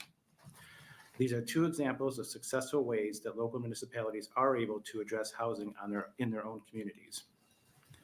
The city of Lincoln believes it is important to allow local jurisdictions to develop and enforce their own zoning regulations related to housing and development projects. Lincoln's suggestions at this time are not to advance LB 1165 this session or to revise the bill to require further study by local jurisdictions on this topic. Any findings can then be reported back to this committee for further discussion. I thank you for this opportunity to discuss this today. I'd be happy to answer any questions that you might have. Thank you. Are there any questions from the committee? I have one. What should the state do? Because I think Senator Lowe brought this because I believe there's a feel that cities aren't as proactive as they should be to, address the zoning issues and allow for different housing to be placed inside of communities. So how do we address the lack of, municipalities being proactive in doing so? Yeah, and that's part of the thinking as we were sitting in the audience thinking about this. I think that's an obvious question that we need to try to answer as a group. Part of it is, I look at Lincoln's experience where we are allowing duplex housing in all of our residential zoning districts. Perhaps a way to start would be to maybe pinpoint more on where those localities are that do not allow that to happen. I think it's important to be clear that the way that this bill is written is that it's saying that cities cannot regulate duplex housing on those single family lots. So we wouldn't be allowed to have different setbacks or lot sizes if there was a duplex versus a single family. So that's part of the concern that we have. So perhaps focus on those localities that aren't allowing duplex housing at all, or in certain areas of their districts, zoning districts. The other thought is that we do already have, and I think it's been successful, where the regulation has been from the state to create affordable housing plans. I think a lot has been accomplished in many communities through that effort. And perhaps there's a way to have this discussion in that context instead of a separate legislation. All right, thank you. Sure. No problem. Any questions? No, thank you. Thank you. Are there other opponents?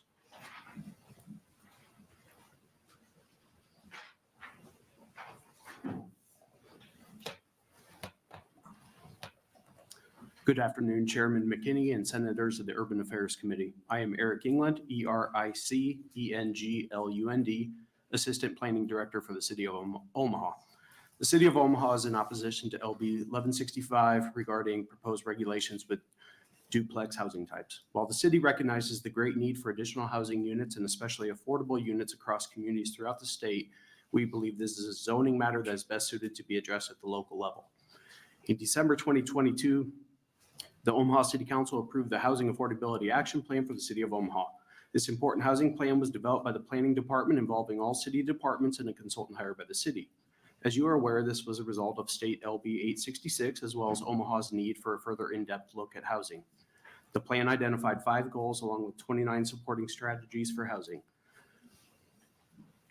There are currently multiple teams working on implementation of this extensive housing plan, including upper management, the planning department, as well as representation from the mayor's office and advisory committees, which includes multiple members from the committee, such as developers, architects, nonprofit groups, among a wide range of individuals that work with housing in some capacity.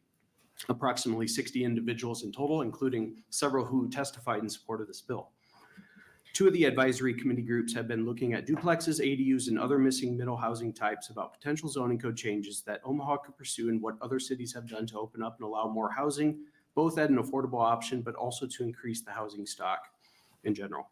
There are several benefits of duplex and accessory dwelling units, including respecting the look and scale of an existing neighborhood, supporting efficient use of infrastructure, providing housing that responds to changing family needs, smaller households and increasing housing costs, providing accessible housing for seniors and persons with disabilities, and offering an environmental friendly housing choices with less average space per person and smaller associated carbon footprints.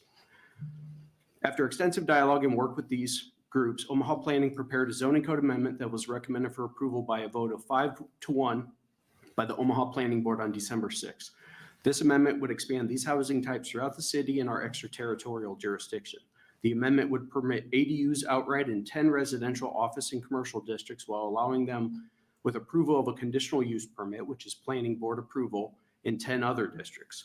This amendment will be on the Omaha City Council for public hearing on February 27, 2024.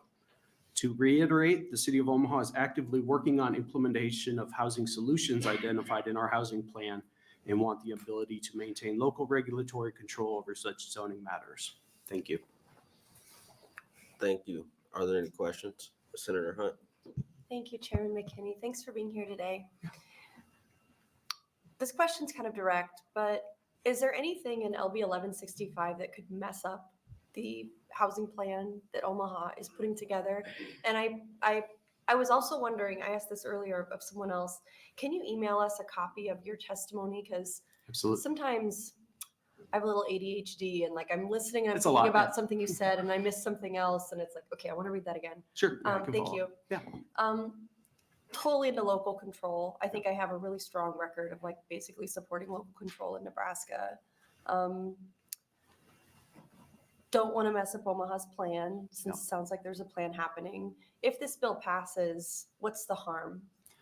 I guess part of the biggest concern would be that duplexes, or in the next case, ADUs, could be built and developed in neighborhoods that are homogeneous, have been there for decades, consisting of single-family housing, without any, process, public hearing, and so we believe by requiring a conditional use permit, that is not very extensive, okay? So right now, that would be for ADUs as well as certain types of duplexes in every residential district. So either permitted outright or with a conditional use permit. The conditional use permit, it takes, basically it's 1 month of extra time. The cost is very similar to the application fee that is laid out in this bill. It's like $324 for conditional use permit. I know that the next bill, ADU, I think it's like $250 that you could charge. But it does allow notification to neighbors. It allows for that testimony in front of a board. The plans that would be required to submittal are not more than what would have to go through a building permit. So really, we believe, maintaining that conditional use permit for those neighborhoods that do not have the existing missing middle housing or the apartments and, that have been there for decades. And it's trying to preserve and prevent the concern of, dozens of those neighborhoods in Omaha. Okay. What are some neighborhoods in Omaha that you think would be impacted by that? Like, are you thinking of some historic neighborhoods, or how would this impact neighborhoods with like historic designations, I guess?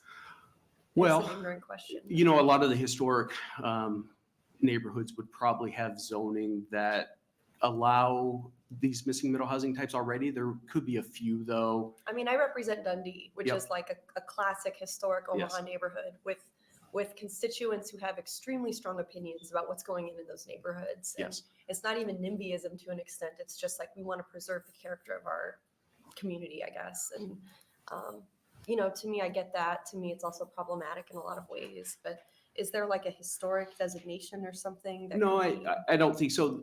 The vast majority of Dundee would already allow this missing middle housing. Yeah. Usually it's your setbacks and regulations that would have to get worked out and just some of the suburban nature of our code. Okay. But there would be other neighborhoods that, to the extreme example, Fair Acres. Okay, I know that's Let's not. go extreme. Yeah, Tell let's me go what- extreme, but What do you that'll be think one Fair example. Acres people think about this? Yes, but that's just an example of, if all of a sudden you could have a duplex just by right and submittal of a building permit. Okay. I think there would be We hear very from Senator vast, Ricketts for one thing. vast, loud opposition. That's just one example, but there's dozens of others throughout the city, whether it's in our older portions or more suburban areas. Okay, thank you for answering my question. Sure. Thank you. I have a question because I think I was at a council meeting in December and there was a conversation about, I think, Walnut Hill and the reservoir. Yes. and the I was up there in the hot seat, yes. potential of a apartment complex being built there. One of the things that stuck out to me, and I really didn't like it, like from the opposition, was yes, we think we need more housing. Yes, we think apartments are cool, just not in our neighborhood. Of course. And Omaha is landlocked unless you start annexing more parts of the state. It's landlocked, and we're facing a housing crisis, and costs are going up, and the world is changing. What do you say to those people that say we like those ideas, just don't put it in our neighborhood? Because where are these things going to go? Absolutely. I see it every week, every month. I speak for Omaha at the Omaha Planning Board. So a lot of those cases, of course, go on to city council, and every month there are those projects. And yes, there have been huge numbers of apartment projects that have been coming forward. And so I desperately recognize the need for missing middle housing types. We can't just have single family homes and then multifamily, complexes. And that is the tricky part though. And you're not going to have somebody that comes out against the zoning code, but it's when a project becomes real in their neighborhood, and there is a lot of passion, and we are trying to enable some of that dialogue in some of the zoning code changes that we're making. But yeah, the Walnut Hill was a great example. It's just fear of the unknown, and it's challenging. Omaha is also starting a process of updating our comprehensive plan. So over the next couple of years, I think there's going to be a lot of important dialogue regarding housing among many other topics. But really, it's trying to break down those barriers and the fear of what other housing looks like. Now, that being said, I am here, as an opponent to this bill, but just trying to keep some of that local control and to have, a process in for those neighborhoods that really, do not have this housing currently. All right, thank you. Well, yeah. Any other questions? No, thank you. Thank you. Other opponents?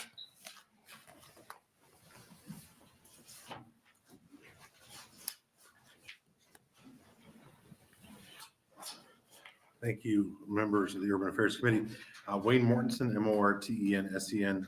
I'm here on behalf of NeighborWorks Lincoln, where I serve as the Chief Executive Officer, and surrendering a bit of my affordable housing developer card, I think, today, to share that NeighborWorks Lincoln has been doing 40 years of affordable housing in the community. And recently, as a way to overcome increased acquisition and construction costs, we have done exactly this. In the packets that are being handed out to you, we showcase 3 projects in the latter pages of exactly this kind of project, from a single family lot to a 2 or 3 or even 4 unit development. We wanted to share those with you because the reason we're here today is to just share a note of caution before the state enforces its own zoning codes onto 34 Nebraska towns and 1.2 million people. These are not easy projects. In fact, they are very difficult to design in a way that does not aggressively infringe on the privacy of their neighbors or turn their front or backyards into improvised parking lots. Side-by-side duplexes are especially difficult on families, as outdoor ownership is often blurred and sound and vibration transmit sometimes rather easily through party walls. All these issues become more pronounced if, or I would even say when, the builder is either apathetic to their context or simply trying to build inexpensive homes. Frequent and significant complications will happen in each of those 34 towns, when a universal standard is applied, carte blanche. Historic neighborhoods, I don't mean to counteract my previous testifier, but historic neighborhoods will have a particularly difficult time with this requirement because their historic status is based entirely on the preservation of their form and character. And you could potentially see historic neighborhoods lose access to critical resources like the National Preservation and Historic Preservation Tax credits. We spend months before we do projects like these working with neighbors before the dirt starts flying, because forcing these projects onto unsuspecting neighborhoods can be profoundly disenfranchising. This can take the form of anger. Sometimes projects are vandalized, retreat. Neighbors of adjacent properties often relocate. Or apathy, in which case the community kind of shuns the new owners or renters of the project. So we proactively seed the neighborhoods for the benefit of our clients who succeed only as part of a community. These places to avoid the requirements that the state is implementing, you'll see many municipalities potentially increase their single-family requirements to avoid having to have duplexes in their communities.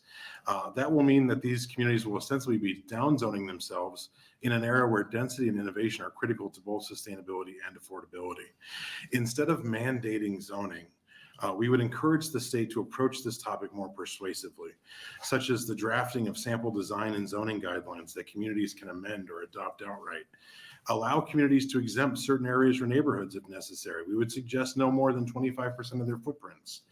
And do not make the zoning changes mandatory, but rather incentivize them by providing access to state funding sources only to communities that have revised their zoning to allow for these types of uses.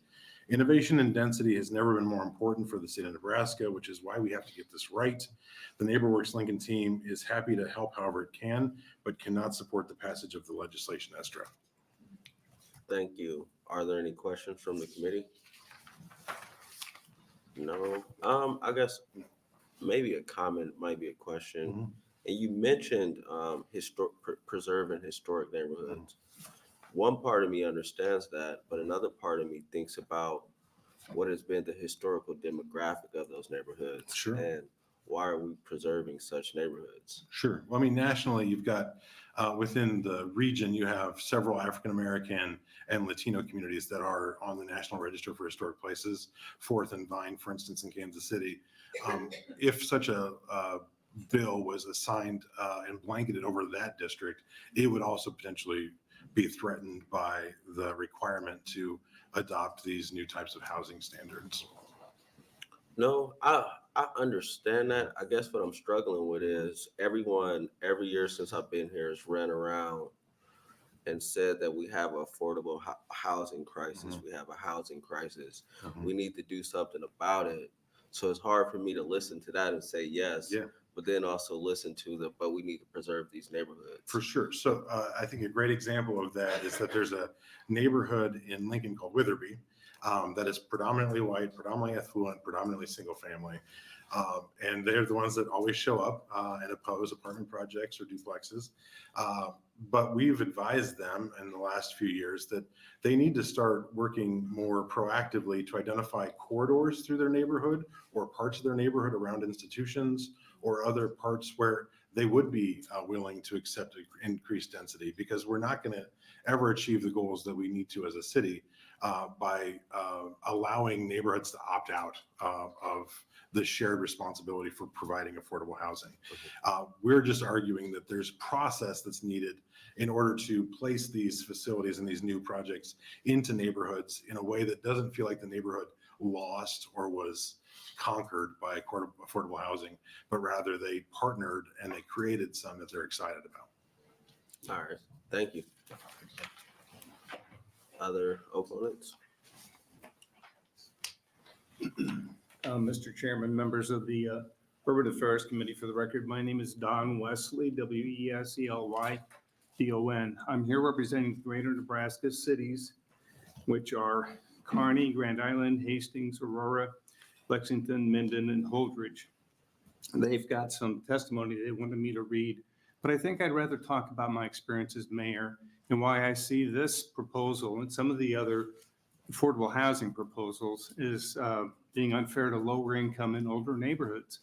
As mayor, I came into office and we were finding in these older neighborhoods more and more slip-ins, duplexes, sometimes fourplexes coming into these neighborhoods and changing their character. And it seemed like everybody, that's the solution to the affordable housing. Getting into these older, poor neighborhoods and sticking more of these duplexes in this case, in other cases, even bigger units. And the problem is, and what the GNC talks about is these older neighborhoods have infrastructure problems. Parking is a big problem in some of these neighborhoods and the sewer system and what have you. And that's why allowing change in those older neighborhoods should go through a local process where the city knows we can handle it. We got the parking enough for more people. We've got the sewer system that can handle it. Those kind of retrospective decisions are best left at the local level. But where, in answer to your point, Senator McKinney. What can we do about this housing situation? Well, let's look prospectively. What about these new neighborhoods? If you talk about density, older neighborhoods are more dense. It's the newer neighborhoods that are not. Also, if you take a look at some changes that would make them more dense, people that would buy in them would know this is the situation. The city would know they've got the infrastructure. Let's flip this thing around. Instead of putting the burden on older, poorer neighborhoods, let's talk about new neighborhoods and how they can be more accommodating to affordable housing. I haven't had a chance to talk about that idea with the GNC or the League of Municipalities, but that makes more sense to me on my own personal experience level. And we did make changes when I was mayor. We made it harder for these slip-ins, and those neighborhoods went from deteriorating to improving and rebuilding and getting through what were tough times into better times. And so I think we have to flip some of the discussion and talk about going back in time and telling people that have lived in a neighborhood and that you're going to have to just take it. We're going to make changes. They didn't know that was coming. The state especially coming in and making those changes to them. But if we talk about prospectively, what can we do? We have a much better chance of having people accept and know what awaits them. So that's my suggestion. It's for both this and the next bill. Thank you. Are there any questions from the committee? No. Thank you.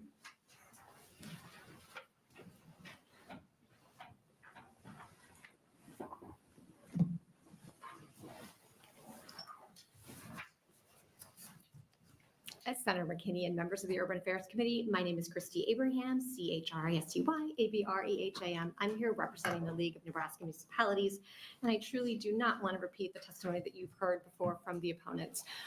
We just want to say, yes, we love local control. I don't think that's a big surprise. The League really feels strongly that the best decisions are made by the local communities because they know those communities best.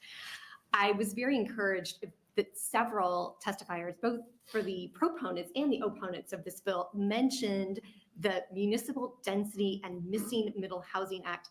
I think that's really a success story for this committee and cities and the League. We all worked together to put that act together as sort of a compromise on affordable housing that was passed in 2020. And as the members of this committee know, every 2 years, all cities with a population above 20,000 come before this committee and they tell you about what they're doing to increase affordable housing in their communities. I've read all those reports. They are on the legislature's website if you'd like to review them again. And I will tell you that there was progress made every year in these communities to make duplexes, to make ADUs, to make affordable housing more accessible in their communities. And let me tell you, our cities know that housing is a problem. We know it is. We hear about it constantly. It is critical for municipalities to grow.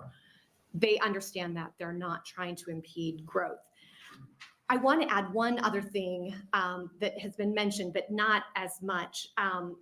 In the Municipal Density Missing Middle Housing Act, in addition to the reports that you get every other year from these municipalities, starting now, Jan 1, 2024, these communities have had to put together an affordable housing action plan.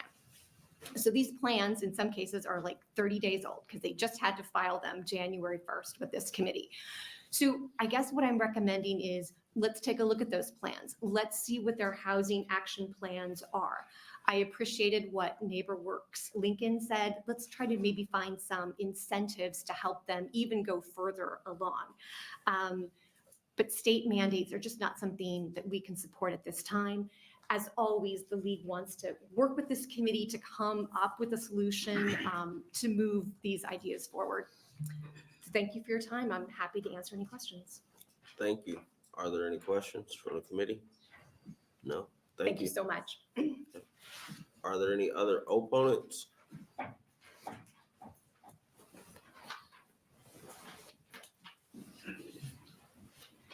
Amber Parker, AMBER, PARKER. The reason I'm an opponent on this is because I believe that there is thousands of people that if they could be at this hearing, they would like to be at this hearing. And I want to share that I think we do have to address the issue of what we have in families finding homes. But I'd be interested to know on the demographics, who's doing the study and who's bringing that data forward to tell us that there's a housing crisis. Because you know what? I have a great friend who's told me that they're trying to help some people in Omaha, and the cost is so expensive and everything going on. But here's the thing. I was aware that I can't even think what year, but when Biden came into the White House and stuff, they were talking about making our neighborhoods, putting apartment complexes and stuff. And I think that there's right now, like metaphorically, a class war going on that's not being discussed here. And I'm going to call it out because right now it seems to me that I'm questioning, did Ricketts strike a deal here and say, hey, if you guys put forward an amendment to take away the historic side of this, you know, us and these certain politicians are exempt from it. But then these single family homes and the newer homes that are maybe in the 170, 180 range, or maybe underneath that, then what's going to happen there? Oh, well, they're paying more taxes. We're in inflation. Families are hurting. This is something that's not being discussed. But then on the other side, there's people that play that dynamic then to make it a race war thing to make the people look bad. But they are the ones that are bringing the division because they're exempt from it, but then they bring a persecution upon other people and upon the community. In this case, wanting to have the whole state to have zoning laws, which I have to mention, and this is sharing a lot in a small amount of time. But Hawaii, what happened to Hawaii? 15-minute cities. I know Omaha's talking about 15-minute cities. We have to understand that there's a lot of things that are being sold. It sounds like the deal has been struck to once again put it upon the taxpayers and the burden of even the elderly people that may have paid their homes off. And they don't want a duplex right in their area because it devalues their property. But there's a war on all sides, and that's not being communicated because how this is going to affect them and what's going on, because they now are set in a competition now with somebody else to where their property value could go down, what, $75,000 versus another one where they happen to be built out, and the duplexes and where they were at, or the rentals that are going on in this area. And I think this is important to address, because it's not fair to make it look like this is a good thing. And like if Ricketts, who's now United States Senator, if he's exempt from this, and other politicians, and they tried to do it with the prison and people stood up. And, you know, we care about properties and everybody, but I'm concerned who it's going to go to, because Biden opened the borders and we have these people, and he was behind all of these apartment buildings being built. And I don't think it's going to go to the people that need help. And I think a study is important to have on this and leave it to the local side of things. All right, thank you. Thank you. Appreciate it. Any questions from the committee? No, thank you. Thank you. Any other opponents? Anyone here to testify in the neutral?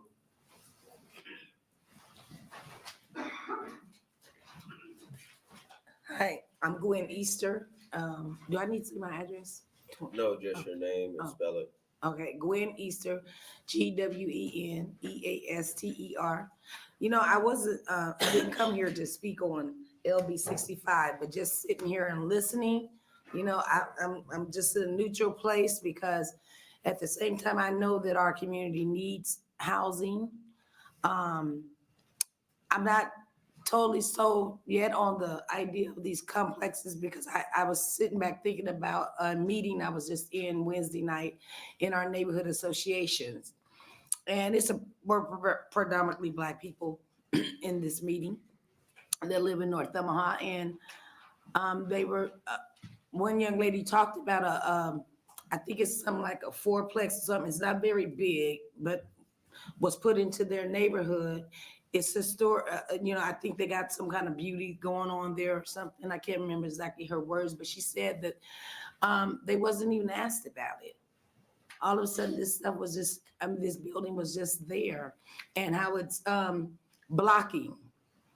The other thing that I thought about in the meeting is that there was a representative, I believe he was from the city, and he had put up a picture of all these dots on a map showing all these developers that were from out of town on much of our community.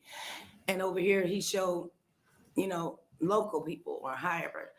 And so, that kind of bothers me too, because you wonder who we're going to end up with these lots. The other thing that I felt that, and I believe he was a city official when I say this. He was asking, he was saying that the city had got a certain amount of money, and although I can't remember exactly the amount, but that there are these 20 lots basically that's there, and they want to get them get them ready for to build on. And he talked about these developers. And my question was to him was, it sounds like you want us to take this money and use it, but we don't know what will come about. How will we as a community benefit? And why can't the developers take their own money and instead of, I think it was like $30,000 or $7 for each one or something like that, and fix up the lot if they want to buy it and get it ready themselves. And I was sitting here listening to the gentleman talk about, people not being, in most communities, they ask the people that live there if they, what their input is. But in North Omaha, we're ignored a lot. And plans are put together. So I would just say, I'm not against this, but I would really like it if you all just check more into things before anything is allowed, because I have a lot myself. I could build a complex, but also, a duplex, but I also would like to make sure that these are large enough complex, duplexes, because I don't know, they're one or two, but we have families who need a little bit much, like 3 or 4 bedrooms, you know what I mean? So I just want it to all make sense if they're gonna do something. Thank All you, right. guys. Thank you. Any questions? No, thank you. Anybody else here to testify in neutral? No, Senator Lowe, you're welcome to come up. And for the record, on LB 1165, there was 5 proponents, 1 opponent, and 1 neutral on online comments. Thank you. Thank you, Chair McKinney, and for everybody else here that got into this discussion today. I'm going to guess this is not consent agenda material. Chairman McKinney, you brought up NIMBY, not in my backyard. And that's what a lot of this is, and that's what a lot of zoning is. They try to put building in certain spots so everybody's happy. Well, when we had a hearing or a meeting earlier this year with NIFA, and they said that Nebraska right now is short 200,000 housing units.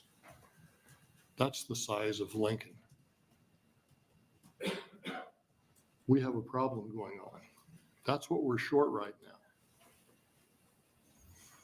When you look at building in these lots, you try to maximize your profits. So you're not going to build a duplex, just an average duplex in an expensive neighborhood.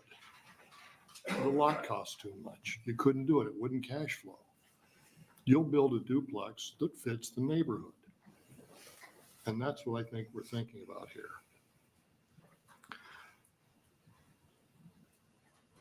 And we hear a lot of sky is falling when we're here at these hearings, that if you do this, this will happen. I think if you look in the long run, that those things rarely happen and that common sense takes over.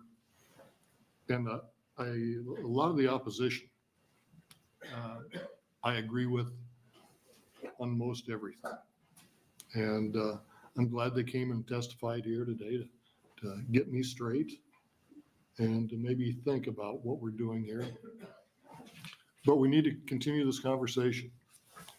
And maybe we should have had my 2 bills up as 1 bill, because I believe we're going to have the same testifiers at the next bill.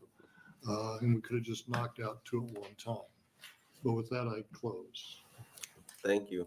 And that'll close our hearing on LB 1160. Well, are there any questions? No? All right, that'll close our hearing on LB 1165, and we'll move on to LB 1166.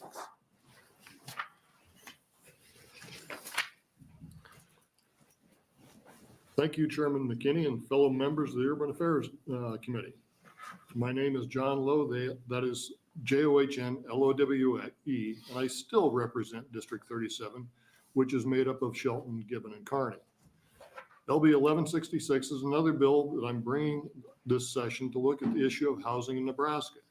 LB 1166 requires municipalities to adopt zoning regulations that allow a minimum of one accessory dwelling unit by right on a lot or parcel that contains a single-family dwelling. Accessory dwelling units are defined as a self-contained living unit on the same parcel as a single-family dwelling of greater square footage that includes its own cooking, sleeping, and sanitation facilities and complies with or is otherwise exempt from any applicable building code, fire code, and public health and safety regulations adopted by the municipality.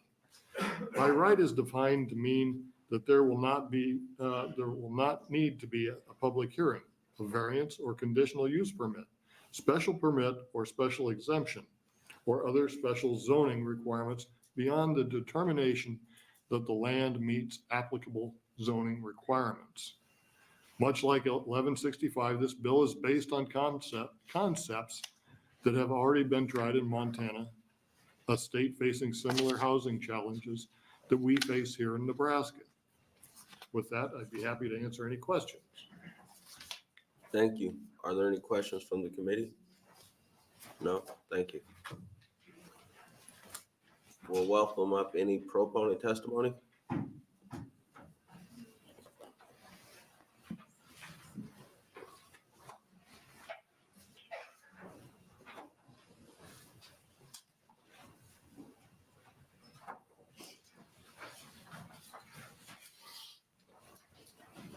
Hello again, Nicole Fox, and I see OLE FOX representing Platt Institute.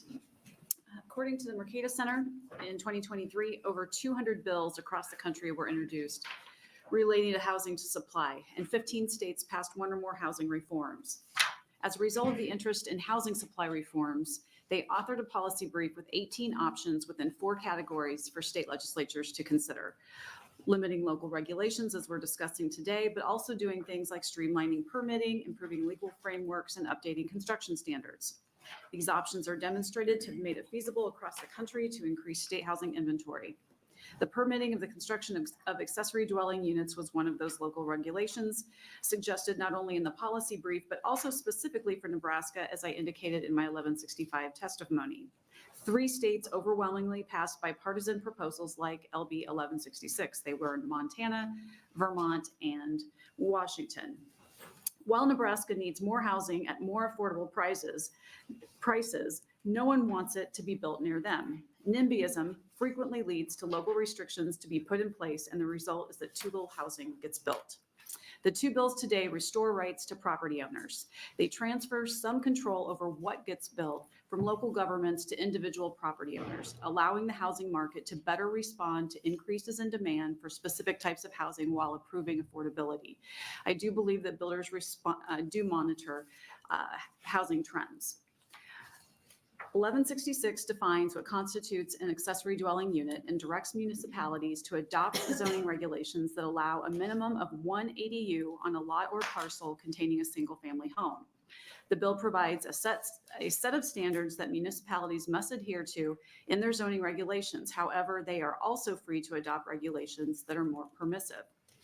Permitting ADUs gives homeowners a right to build on their current property where it may be used for either extra income or to house a family member. Research indicates that several demographics make ADUs an attractive option. An aging population has increased interest in ADUs. Communities with significant student and immigrant populations have seen demand for ADUs as solutions for lower cost rental housing options and intergenerational housing. Thank you for the opportunity to testify on 1166 today. I urge this committee and the rest of the legislature to begin discussions addressing the regulatory environment impacting the affordability and supply of housing in Nebraska while creating a culture of YIMBYism. And with that, I conclude my testimony and happy to take any questions. Thank you. Are there any questions from the committee? No, thank you. Thank you. Other proponents?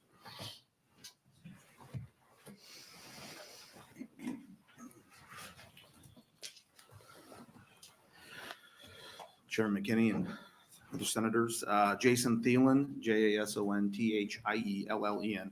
The risk of going through my spiel on the last bill, thought I'd just put some food for thought, and I think this maybe helps with some of this discussion. I don't disagree with the opponents at all. I'm torn a little bit. We're supporting LB 166 because or 1166. I'm not entirely sure how we get cities that are doing some things without some pressure from the state. Although maybe adding ADUs as a permitted right is where it's at, but I think it's a start to actually start hammering on some things that really make a difference. So, as it relates to redevelopment, I think these are good opportunities to allow for those things to be permitted by right. I do believe in the neighborhood process where you do go through and have those conversations with your neighbors.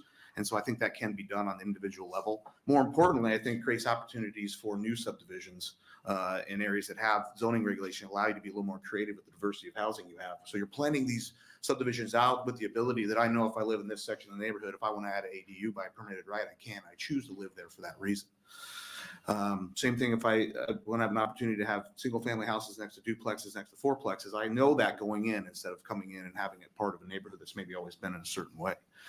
I think you need to think about why we're where we're at. Housing built 20, 25 years ago is the affordable housing. New housing today built will be affordable or should be affordable in 25 years from now as people step up and move out on the starter home market. Why we're where we're at is in the recession of 8 through 13, we lost 5-6 years of not only building affordable housing, but we also lost an entire generation of tradespeople. And we have done a very good job of telling high school kids that if you go into a trade, you're not worth anything. So if you want to make an impact on trades, start forcing schools to start bringing those programs back and fund them appropriately. The market, one thing I think when you think about unintended consequences of bills such as this and not realizing how much the market affects it, we still have an issue in the Midwest in particular, if I don't get a 3-bedroom, 2.5 bath, 3-car garage, that's not enough for me, even though I can't afford it. And so this idea of affordability has to be a mindset that the new affordable started housing is some sort of attached housing or stacked housing, and regulatory environment needs to be open to that. The building code side is huge. I mentioned that last time. That is a low-hanging fruit that if we could look at the building codes and the efficacies of codes that have been added in the last 20 years, have they really done anything other than add cost? I think you'd find a hard time finding codes that have actually added some value to homes while not raising the cost significantly. As this committee goes, today you guys are concerned about affordable housing, but next month they're going to have energy code coming in front of you to add 1 or 2 things, add $500 or $1,000 a house, and it's always around the life safety. So my question to you is, are you going to think about affordability next month when you look at adding more building codes to the codes to just add more cost? Or are we going to then decide to go down this other route? Because they're all intertwined. Thank you for your time. I'm happy to answer any questions you may have. Thank you. Any questions from the committee? No? Thank you. Thank you. Other proponent?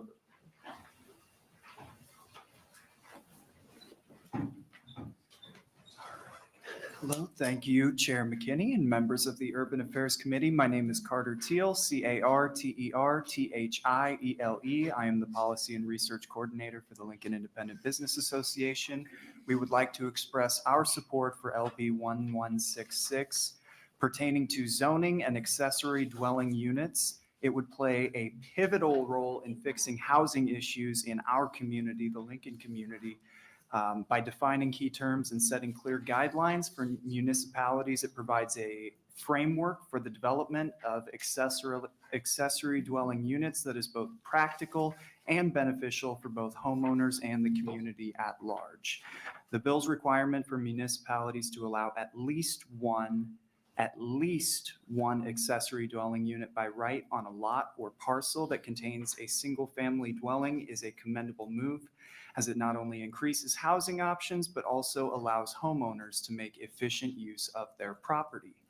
We appreciate the bill's restrictions on municipalities from imposing onerous development standards or additional requirements such as extra parking, matching exterior design, owner occupancy, and impact fees on the construction of the unit. These restrictions ensure that the process of creating accessory dwelling units is not unnecessarily burdensome for homeowners.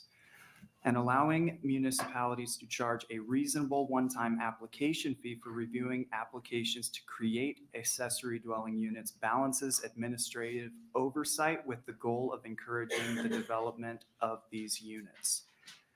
I would just add one other thing is that when I started working at LIBA, one of my first days, we had a realty group come in and give us a presentation. This is back in September, a local realty group. And they made the point at that meeting that in the city of Lincoln at that time, there was only 82 homes available for sale on the market at that current time to their knowledge. And that was very astounding to all of us. So just this bill, the one prior to it that was introduced, LB 1165, these two work well in conjunction to help alleviate that problem. Obviously, it's an ongoing situation. There are things to consider down the road, but by itself, this is a well-considered piece of legislation that will have a positive impact on our community, and thus we urge the committee to support this bill and look forward to seeing its benefits realized in our community. Thank you for your consideration. I would be happy to answer any questions. Thank you. Are there any questions from the committee? Seeing none, thank you. Thank you. Other proponents?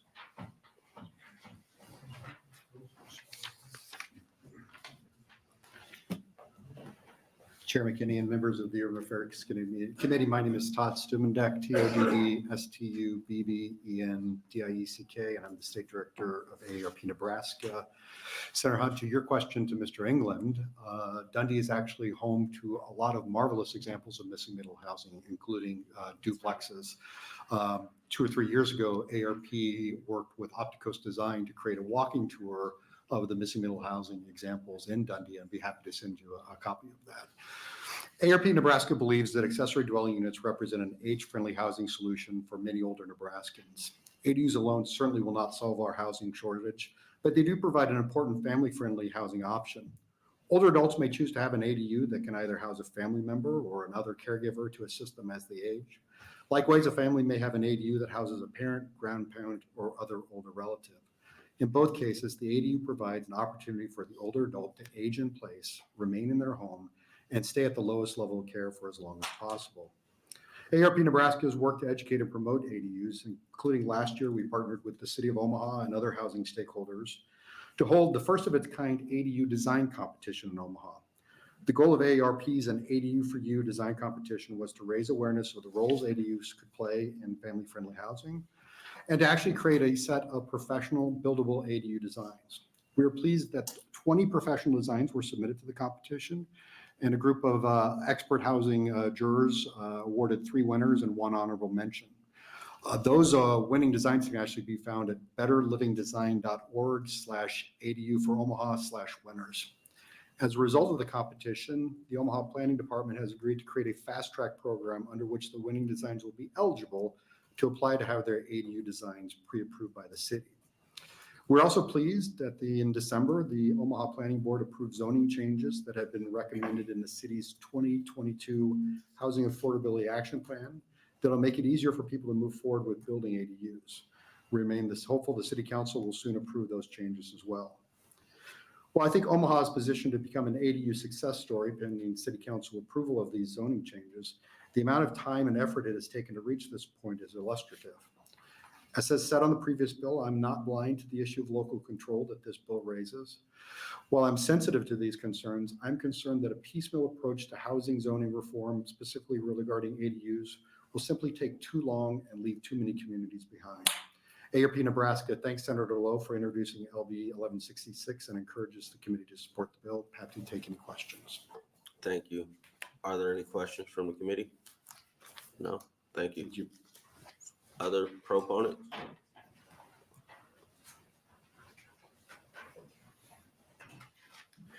Again, I'm Abram Luders, ABRAMLUEDERS, Director of Urban Design for Omaha by Design, and I'm speaking in support of this bill. This bill obviously touches on a lot of the same issues that we've already talked about. I just want to highlight a couple of things that really makes the ADU issue unique. Obviously, a really unique thing about ADUs is that this is one of the few ways where you can actually add additional housing to a lot that's already built out. So we're not talking about redeveloping or replacing something. We're talking about really gently adding on a housing unit. And it's really just a way that homeowners can shape their own properties to really fit their changing needs. As Todd said really well, ADU is a great way that you can actually provide for aging in place. Perhaps an elderly parent living in an ADU in proximity to their children. It can be something that allows homeowners to have a secondary source of income to defray the cost of homeownership. It can be a way for a young person starting out, a young family, to really get the foot in the door of a neighborhood maybe they couldn't otherwise afford. And so this is a really interesting way that a neighborhood can really adapt and change to meet different needs and become both socially and economically more resilient, which is a really unique feature. The conversation on ADUs doesn't end with zoning. So even if this is allowed by zoning, there are a lot of really interesting challenges around how do we finance their construction. There aren't a lot of financial products out there tailored for that. Updating building codes to really make it more possible. And as this bill allows for, there can still be challenges in neighborhoods where maybe there isn't sewer capacity. That's all still able to be regulated. But it does clear away one key hurdle. And, as people talk about just concerns over local control, it's a very valid issue. And, cities should be built by their residents. Cities residents need to be involved in the planning of their cities. And really, that's what this change to zoning across the state would do. It would allow homeowners really to build their own neighborhoods in a really powerful way. And I think there are a lot of fruitful conversations that can be had about, then what room do localities have to really tailor regulations for ADUs for their specific areas, but setting minimum standards at a state level that can then be adapted locally still seems like a fruitful approach. And just as with the duplex bill, when we're talking about ADUs, this really is, again, a modest and gentle increase in density. We're not talking about very large scale changes. And cities and neighborhoods that can incrementally grow, that can incrementally add people, add density, are just going to be more socially and economically sustainable. Thank you. Thank you. Are there any questions from the committee? No? Thank you. Are there other proponents?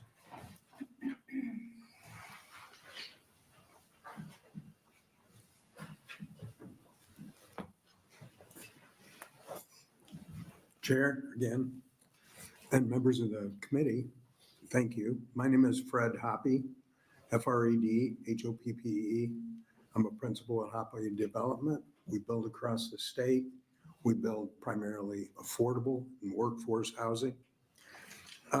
In my testimony, LB 1165, I outlined our thanks to Senator Lowe for introducing legislation that sparks a policy direction on the need to look at what regulatory relief would do on a statewide basis to help increase affordable housing supply. I'm here once again to reiterate that thanks. Again, increasing builders' ability to build ADUs gives us another avenue to address affordable housing. And essentially, the message is the same as with duplexes. Building and development of housing is a linear thing. If we can put 2 units on a lot, that doubles our capacity. And that is what this is all about. And that's how it addresses affordable housing.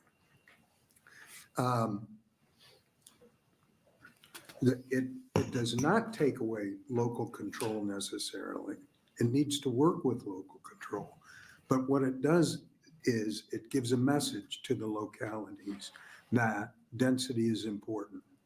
When you build affordable housing, density is important. It's how we get affordability. In new construction across the state, this bill for the ADUs probably isn't going to be a factor. but it particularly will be a factor on infill lots, on existing lots, and that is significant. Not necessarily in Lincoln, not necessarily in the Omaha Metro, but across the state. Thank you again to Senator Lowe for bringing the bills and to Governor Pillen for his support of these legislations. But we're in support. I'm here today not only on behalf of Hoppy Development, I'm here for the Metro Omaha Home Builders Association, Home Builders Association of Lincoln, Lincoln Chamber of Commerce, the Omaha Chamber of Commerce, and the Nebraska Chamber of Commerce, and the Nebraska Realtors Association. We all support the increase of affordable housing and in the allowance of ADUs on single-family lots. Any question? Thank you. Are there any questions from the committee? No? Thank you. Are there any other proponents? Alex Johnson, ALEXJOHNSON. I was asked to come here and just listen today, but I have some difficulty not expressing myself, so here I am sitting in front of y'all. I just want to touch on three things really quick. Is that I'm also a certified planner. That there's a national chapter called the American Planning Association, and they have policy guidance related to these types of things. And I think that through those policy guidances, including the one that was approved by the organization last year in February regarding equity in planning and zoning, I think that both the previous bill and this one go a lot to support or are supported throughout the text within that. I think that's important to note that we also have a state chapter that I think would be happy to provide you all additional information about how, a professional organization of planners is thinking through these things. Just another thought is the cities have also opposed the Housing Affordability Action Plan, where they provided opposition statements in being like, oh, it's local control again. And I just want to note that now they are using that as a mechanism of, well, we don't want to do that, but we did do all these things and we don't want you to control us again.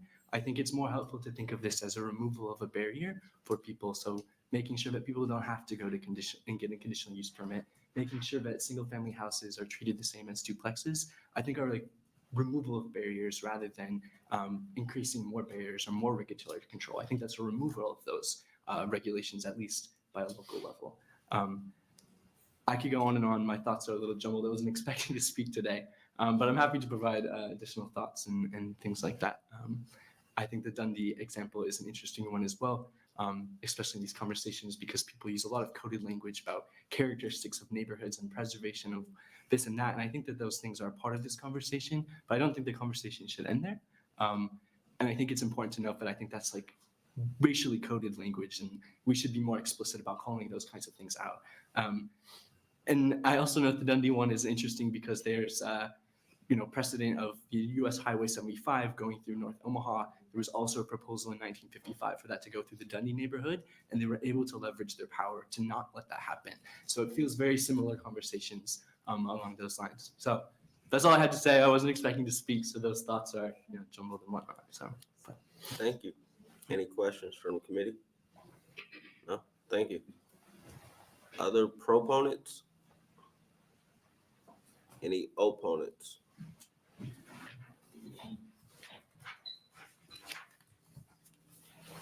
Hello again, committee members, Wayne Mortensen, MORTE and SEN on behalf of NeighborWorks Lincoln. I'm just here to append my previous testimony that the same packet applies to both of these bills. I think I want to recognize the incredible work that Omaha by Design and AARP have done in this space. But I also want to say that those are the best that we can expect. Those are by far the best examples of ADUs that we could ever expect to pop up next door to us. When we talk about local control and zoning ordinances, we are asking cities to set minimal acceptable standards that we can all buy into as a community.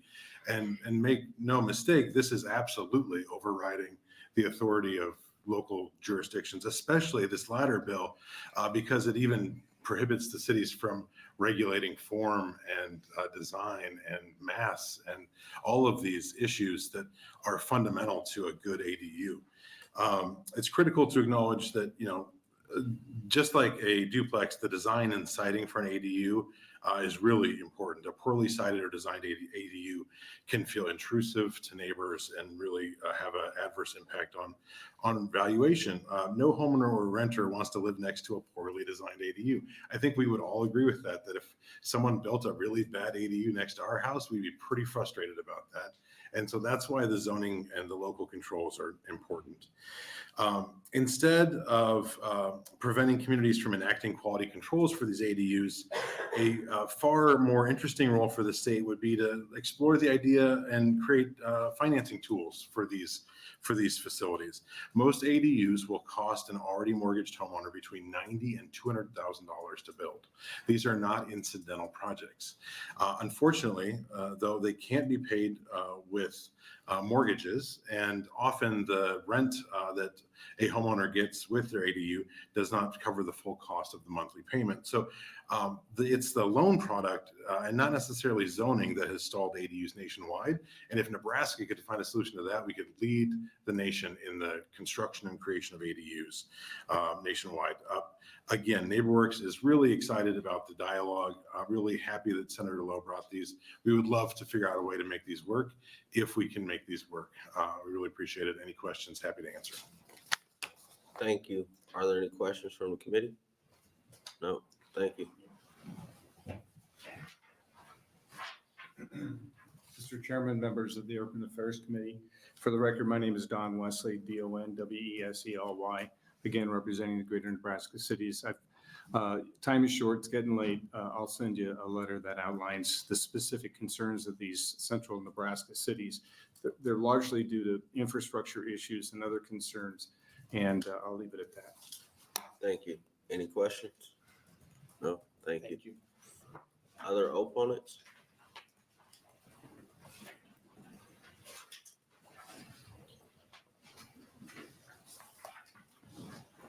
Good afternoon, Senator McKinney. Once again, members of the committee, my name is David Carey, D-A-V-I-D-C-A-R-Y. I am still the director of the Lincoln-Lancaster County Planning Department, here on behalf of the city of Lincoln, providing testimony in opposition to the introduced version of LB 1166. Similarly, like our previous testifiers, I won't reiterate all the points that have been made already. I think it is important to note that Lincoln is an example of a city that has done a lot of work with the Affordable Housing Action Plan. We are getting a lot accomplished. We have more work to do. We will continue to do that work.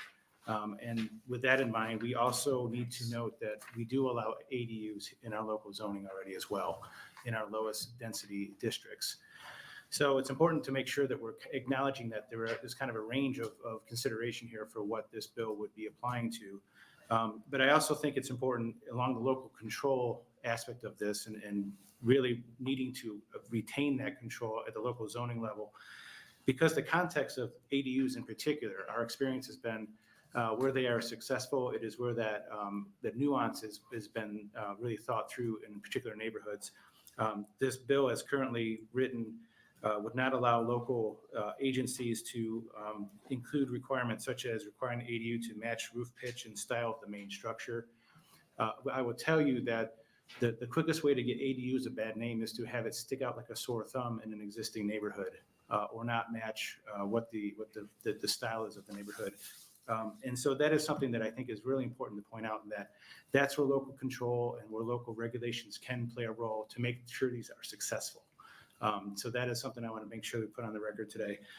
The other point that was already just mentioned by Wayne Mortensen is that ADUs are not cheap to build.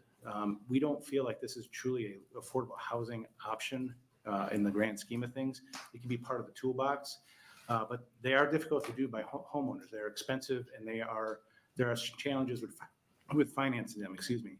So I think that's also to be put in context. So per my previous testimony on the previous bill, I think it's important to probably look at the existing efforts that we already are doing across the state for the affordable housing action plans, and that this this does have a space in there to have that discussion. I think that's where we would be more than happy to have that discussion, but currently we would not want to support the current iteration of this bill. And with that, I'll answer any questions you might have.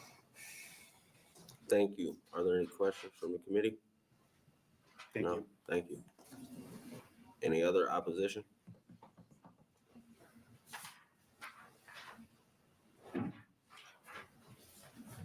Senator McKinney, members of the committee, my name is Christy Abraham, CHRISTY ABREHAM, representing the League of Nebraska Municipalities. We just sort of want to reiterate our testimony from LB 1165. Same principles, I think, apply for this bill.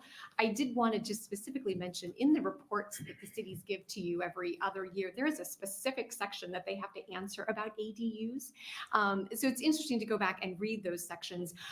Most of the communities do allow ADUs in various forms in various zoning districts. The only municipality, interestingly, that does not allow ADUs is Kearney. But they are looking apparently at maybe allowing them in the future. So I think this is something that cities are looking at and are currently allowing and maybe looking to use more. But again, happy to work with this committee for a path forward on both of these bills. Thank you. Any questions from the committee? No, thank you. Thank you. Other opposition?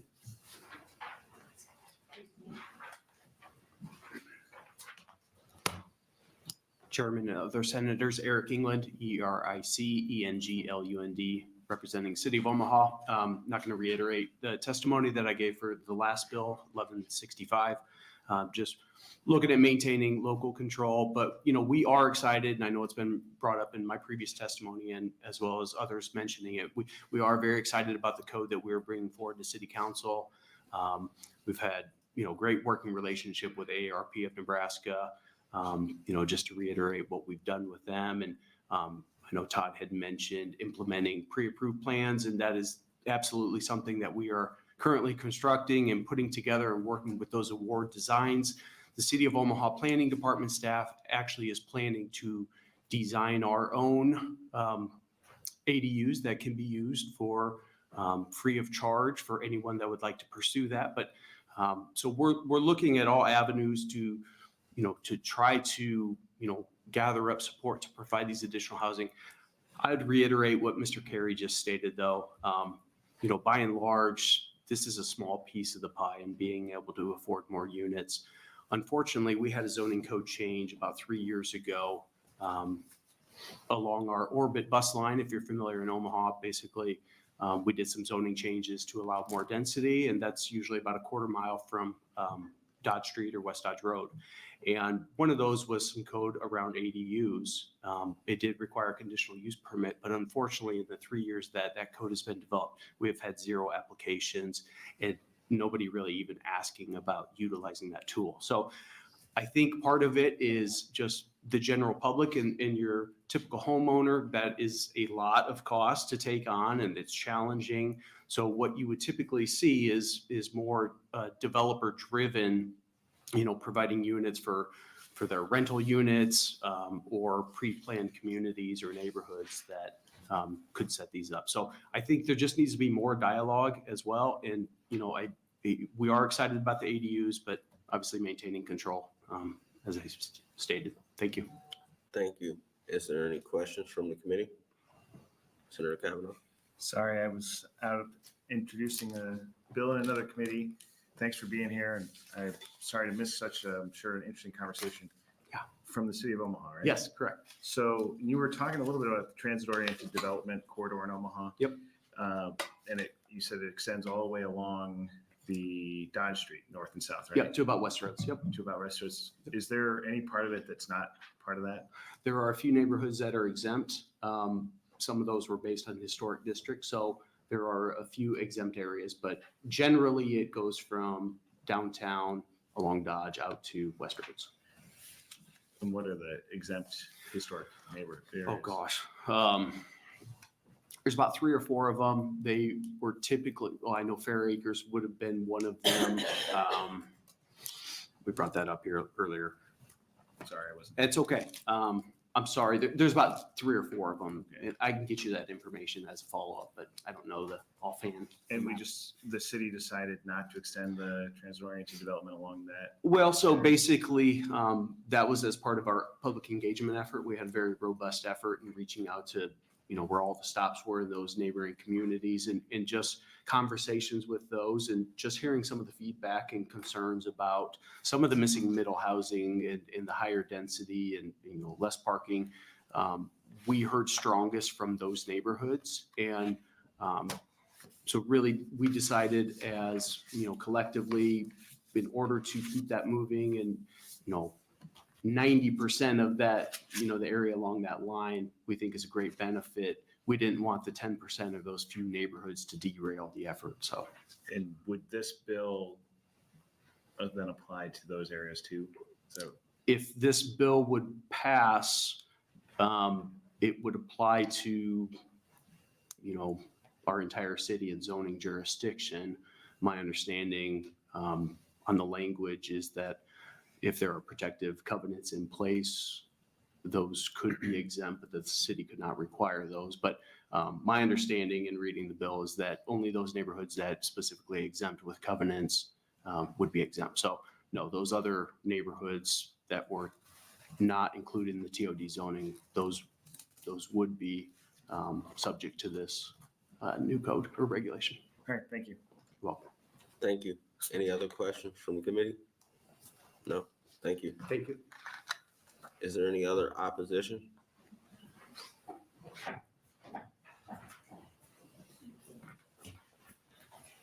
Amber Parker, AMBER, PARKER.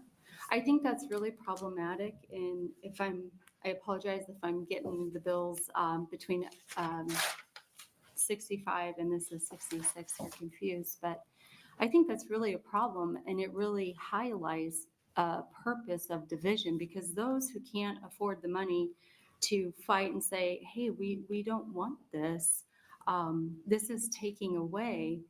But if they don't have a covenant, which means normally the neighborhoods that have those covenants, they can fight it, and there's money there. And that's the whole point that I'm going to say, because I'm not a lobbyist.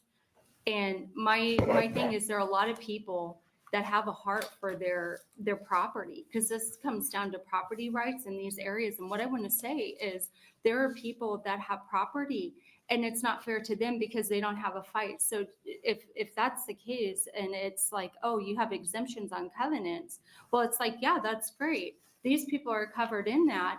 But what did the state do? They overstepped their boundaries of taking away what should be local control. And we got politicians pushing these policies and then protecting their own neighborhoods and saying, no, not in their neighborhoods. But then they don't care what you're looking at on this side of your house. It's really hard. There are people that have anxiety issues, and they bought their home or they built something, and let's say it was a townhome or something like that. And they didn't think when they were purchasing and they were excited to build the home and have a dream home, their townhome, that there was going to be an apartment complex right behind them or anything. They saw the sunrise or the sunset. And then here you come in with these zoning laws and you take it out of the local control. And correct me if I'm wrong, but does this bill also close out a public meeting, or that the public has no comment in this? And then furthermore, it is hidden. I have been aware that the sustainability lingo, social, economic, people don't buy the buzzwords. Look at who is doing this and how many people were homeowners or have came forward. And we have a problem, and we need to address that problem. But the worst thing we can do is throw it into the state, because in our state, it's a bigger situation and it's more of a mess. You guys have over, if it's 200 bills this year, last year 600, 700, you're barely even keeping up with your notes and what you're doing in the correspondence. But that's because there's a purposeful intent to take property rights away, to tax people, and then make sure that the people in younger generations cannot be homeowners. And then it's the government that deems perhaps where they go or what they can do. So we shouldn't be creating policies to bring persecution on single family homes. And I want to highlight, and I want to say, Senator McKinney, look at North Omaha. They have some beautiful homes. What's going on there in areas where there are some, sorry, my light went off, but Thank you. I wanted to. Are there any questions from the committee? No? Thank you. Is there any other opponents? Is there anyone here to speak in the neutral? Senator Lowe, you're welcome to come up. And for the record, on the online comments, there were 2 proponents, 2 opponents, and 1 neutral. Thank you very much, Chairman McKinney and the committee for hearing this bill. I didn't think it'd be that complicated when I first looked at the bills. But thank you for everyone that came in and testified in opposition and as a proponent. I want to be very brief with this, but I'll give you 3 scenarios. Let's say you're a young homeowner and you wish to, with a family of 3 or 4, and you're living in this nice house, and you would like to have your mother and mother-in-law move in because they're getting elderly, and you have a large backyard. And so you build her a little home. I'm right now remodeling a house. The house is smaller than 400 square feet. It's an older house. It's a 1-bedroom house, but it's something that I can rent to a young person that's just starting out in life. But you could build them a small house, and you have a babysitter built in right next door. You have a family member that's right next door. Well, let's switch that around. Let's say you're an older person and you are living now in a 4-bedroom house, but you love the neighborhood and the neighborhood loves you. So you build that little house in back and you rent it to a new family that's moving in. All of a sudden, we have a 4-bedroom house that's opened up, the same person still living in that same neighborhood. Everybody's happy. Let's say you have a special needs child that needs their independence. And so you place a small home behind your house for that child that is now growing up and is a young person that has a job, but they still need help. With that, I am my testimony. Thank you, Senator Lowe. Are there any questions from the committee? Seeing none, thank you. Now close our hearing on LB 1166.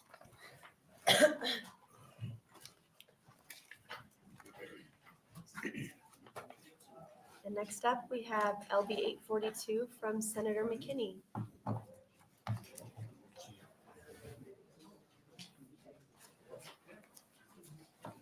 Welcome to your Urban Affairs Committee. Thank you, Vice Chair. Good afternoon, everyone, and thank you to the Urban Affairs Committee for hearing us today. My name is Terrell McKinney, Terrell McKinney, and I represent District 11, and I'm here to present LB 842. LB 842 contains an extremely important subject, not only to me, but to the people I represent: affordable housing. In 2021, about half of Americans said housing issues were a major problem where they live, up to 10 percentage points from early 2018. Additionally, disparities in racial home ownership, for example, affect generational wealth building. While 74% of white Americans' adult population own their home, comparatively, only 43% of Black Americans and 48% of Hispanic Americans own their homes. The importance of housing is made clear by its direct correlation to health, education, and other societal metrics. Over the 2023 interim, the Urban Affairs Committee conducted a hearing for LR 138, which asked what was the meaning of affordable housing, specifically within the context of our state. LB 842 is a result of that hearing study where we heard dozens of testimonies from various perspectives of the housing world. LB 842 make changes to the Municipal, Density, and Missing Middle Housing Act, the Nebraska Affordable Housing Act, and the Nebraska Housing Agency Act. Within these acts, definition changes include a cap to affordable housing, HUD reliance on area median income, and an increase of construction costs for what counts under owner-occupied housing units. Of note, affordable housing under this bill would mean rental units requiring no more than 30% of a tenant's annual income and household earnings, not more than 120% of area median income. A low-income household would mean a household earning of more than 50%, but not more than 80% of the area median income. And a very low income household would mean a household earning not more than 50% of the area median income.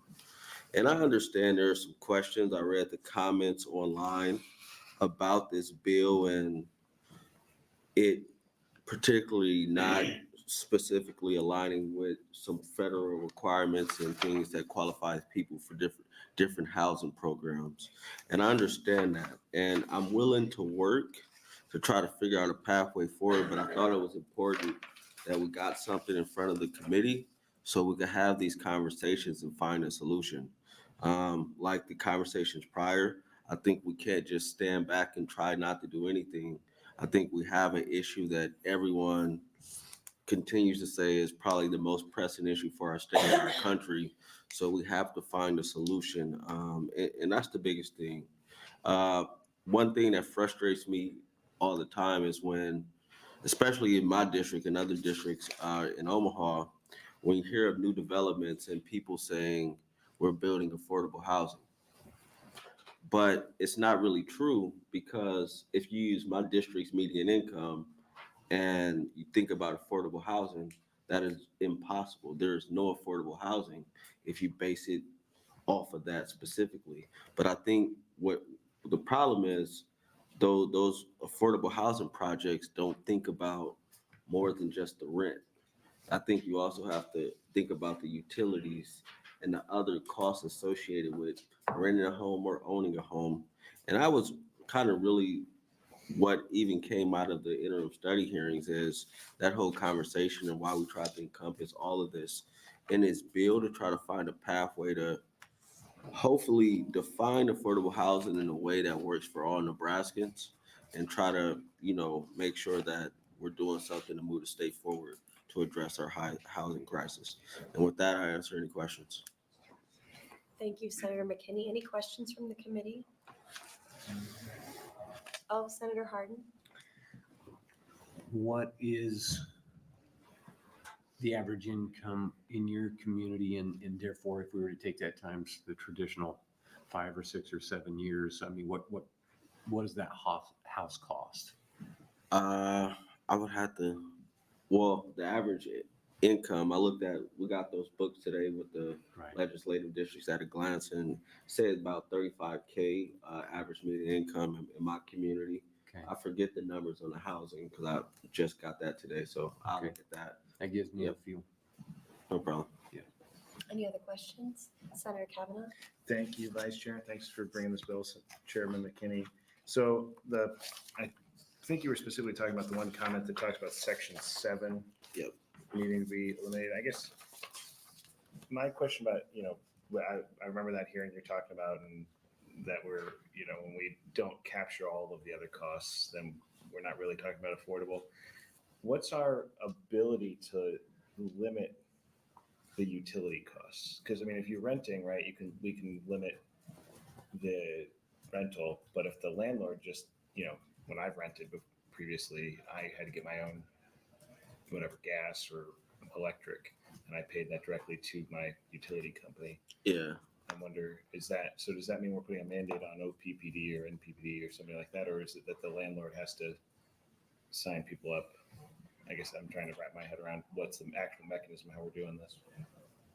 The way I was thinking about it is by encompassing the utility costs, just thinking about what are the average rate of utilities that a person might pay monthly. I don't think we could regulate that and make OPPD do something, or the landlord, but trying to think about, if somebody is applying to rent a home, what are those? Let's say somebody was living in a 3-bedroom house and they came to you and said, I wanted to rent your 3-bedroom house.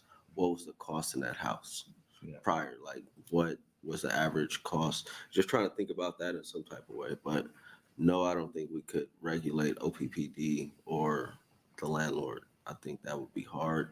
I think there's been some things associated with the rental registry to try to make landlords do better as far as weatherizing houses to bring down costs and things like that, but nothing specific. That just not a question, but a comment that, well, maybe it's a question. Did you see the news story out of Lincoln where an apartment building just got shut down and people had to get evacuated out of it because of the weather-related damage to the building? No, I didn't see I that guess my story. question is, where did those people go? And who's responsible to find them a spot? I have a bill to address that issue, but it's stuck in committee. Thank you. No problem. Any other questions? Seeing none, thank you, Senator McKinney. We can take the first proponent for LB 842.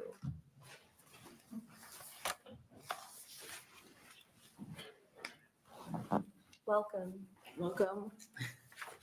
It's been a long day, but I'm glad I got here to stay. My name is Gwen Easter, spelled Gweneaster.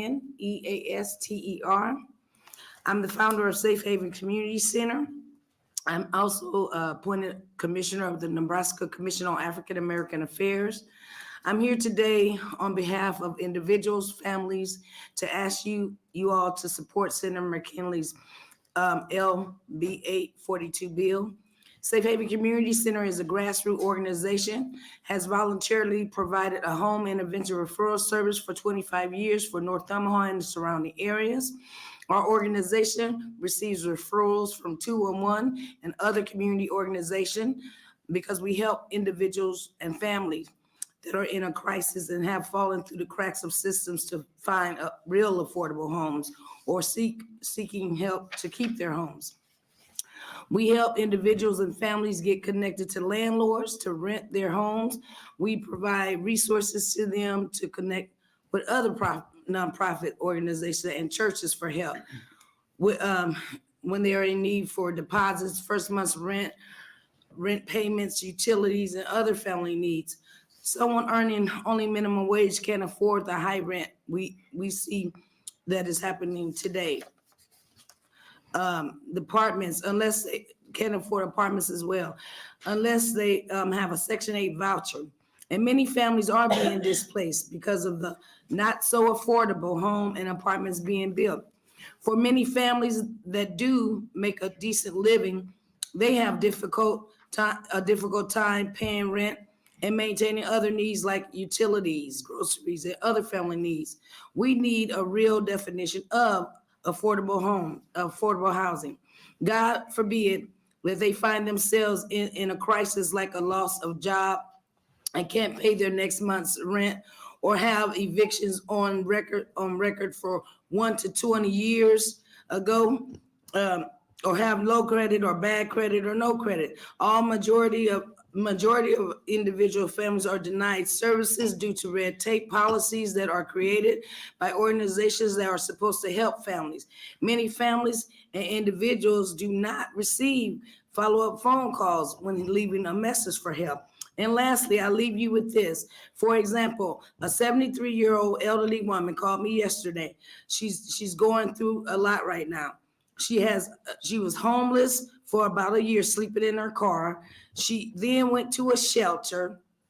And she got to stay there, but when her time was up, she had to leave. After that, she ended up renting a place that is in bad condition, and now she has the opportunity to be able to go into the OHA Towers, Terrence Homes apartments, but due to the fact that she is on a fixed income, she cannot afford to pay the deposit and rent at the same time. And she is in need of $451 by February 1st in order to move. She's called many organizations that have told her they didn't have the funds, and she's not the only person. 211 sends a lot of calls out to a lot of agencies. And I'm not saying that there are agencies that they don't help families, they do. But the majority of families, they don't get approved.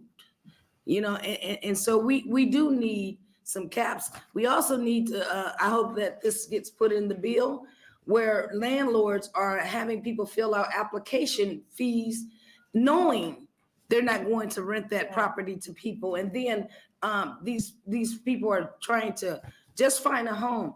It's hard out here. And I really hope that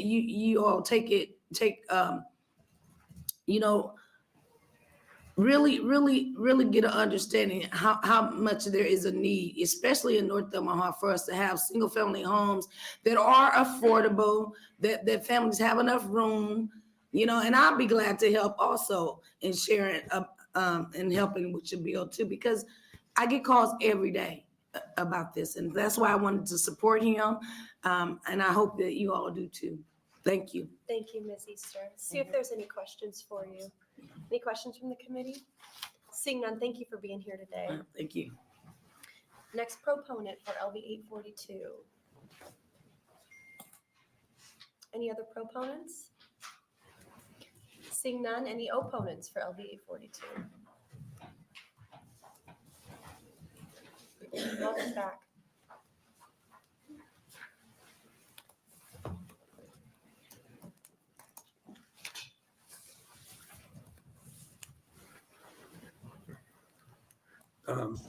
Good afternoon, Senator Hunt. Thank you for letting me testify again. My name is Ward F. Hoppe, W-A-R-D F. Hoppe, H-O-P-P-E. I'm a principal with Hoppe Development. We build affordable housing and workforce housing across the state. We do it, and we do it primarily with assistance. I mean, we do things, affordable housing cost up here to build. The amortization of the rents is somewhere below that. So you got to fill the gap in between what the cost is and what your tenants ultimately can pay amortized over time to, and it's a business. I mean, I'm not going to lie to you. We're landlords. And what we do and what my company's pretty good at is getting grants or funds that bridge the gap I'm talking about between amortization, what a loan provides, and what people can pay on their property. So we use DED funds, we use Affordable Housing Trust funds, both state and federal. We build in the middle income workforce housing space. We build in the rural workforce housing space, in all those. And when we're building, we're developers. I oppose this bill, LB 842, not because of its intent, not because of the fact that there isn't a need to define affordable housing in this state. It is that the definitions in the bill don't work for somebody who's trying to develop a project. When we put together a project, we have to be able to project what our rents are so we can go to a bank and show them that we can make this building pay off and it'll be worth what we build. We have to be able to put projects together so when we make applications, whether it's for low-income housing tax credits or for workforce housing grants, whatever, we have to be able to show what the incomes and how that project's gonna pay off. In that means that the definition of workforce housing has to be in terms of how we set our rents or how we set our pricing, not in terms of what tenants can pay. If under the language in the bill, under workforce housing, we would potentially, in a project that had 100 units, have 100 different rents that they're paying, the tenants are paying. Because in the bill, it is set in terms of the 30% of income is what a tenant pays for rent. It just doesn't work. It will absolutely stifle housing. But if you convert that language, and I will say, and I'll let you wrap up. may I run over? No, but you can wrap up here. Okay, when you look at 30% of income is a good definition for affordability for housing for people. That is the national standard. But when, in terms of program definition, it has to be in terms of where we set rents.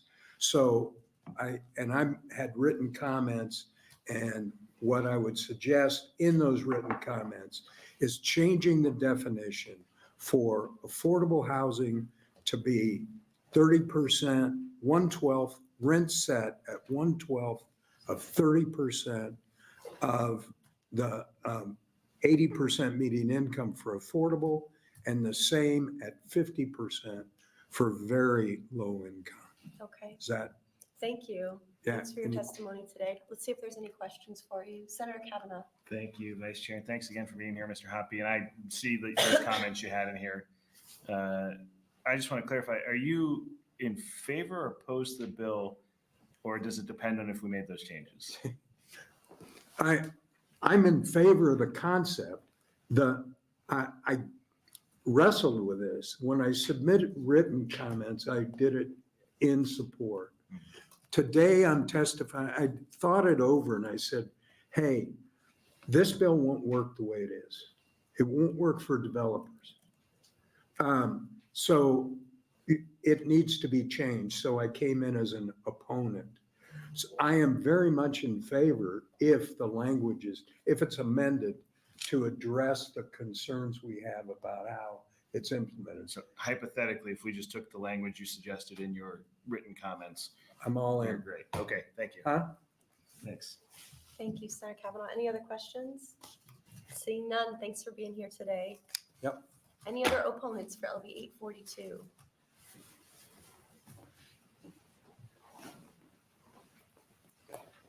Don't be shy, come on. Okay. Seeing none. Anyone here in the neutral capacity? Welcome. Madam Vice Chair, members of the Urban Affairs Committee, again, for the record, my name is Don Wesley, Donwesely. This time I'm representing the Lincoln Housing Authority and also NARO, the Nebraska Housing Development officials. NARO represents housing authorities across the state of Nebraska. And I was going to testify against the bill, but Senator McKinney, I appreciate your willingness to talk to us. With some language changes in Section 7 that would not be in conflict with federal law. Obviously, if that was changed and taken care of, then we wouldn't have any objection to the bill. So we look forward to working on that. The letter you've gotten outlines the situation in the federal statutes that are in conflict. So with that, I'd be happy to answer questions. Thank you very much. And sorry for my tone. I thought you were in opposition and I was like, he knows what the deal is. Like, come on, sorry. No, I was, but no, we'll work this out. Understood. Thank you so much for being here. Let's see if there's any questions. Thank you. Any questions? Seeing none, thank you again. Thanks. Welcome back.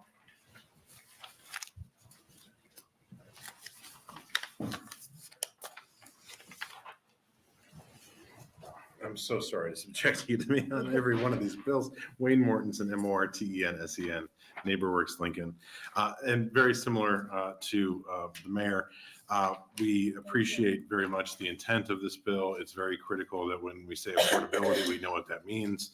The 30% threshold is a gold standard, but just as an example, HUD does allow us to qualify buyers with PITI, principal, interest, and taxes and insurance up to 33%. So having that language in there as a hard and fast rule does potentially put us in conflict with serving as many Nebraskans as we can based on HUD's definitions. The only other category I would add to our requested amendments is just the direct reference of these four HUD definitions for extremely low income, very low income, lower income, or low income and affordable. That would allow us to not have to keep two sets of books, do two sets of reports, and speak with other developers and stakeholders across the United States on similar apples to apples terms. I will close by saying that I'm testifying here on behalf of NeighborWorks Lincoln, but also the Nebraska Housing Developers Association. All right, thank you so much for your testimony. Any questions from the committee? And if I could just add, I'm sorry, Senator Hunt, we did suggest that we think one of the really nice parts of the bill is to increase access to affordable housing by more Nebraskans. And so we might suggest 2 upper limits that go beyond the 80% to capture the 120% market, which would be middle or moderate income, and 150%, which would be workforce. Those are other broadly understood categories that wouldn't be in conflict with any of our other funders. Very much appreciate your time, Ms. Knight and Senator McKinney. Your leadership on this have been really great. Thank you for your testimony. Anyone else neutral on LB 842? Seeing none, Senator McKinney, you're invited up. Oh, welcome.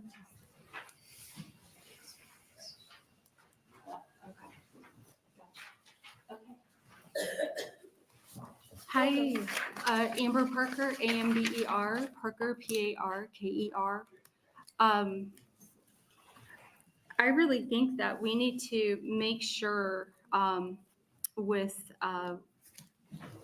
the need that when there is affordable housing, that it's actually going to the people here in Nebraska that need the housing, and they're coming on that list ahead of time than those who are coming in and crossing our borders illegally. And I got to say this because what's happening is that those coming in and crossing our borders illegally are actually getting at the front of the lines to be taken care of over the families.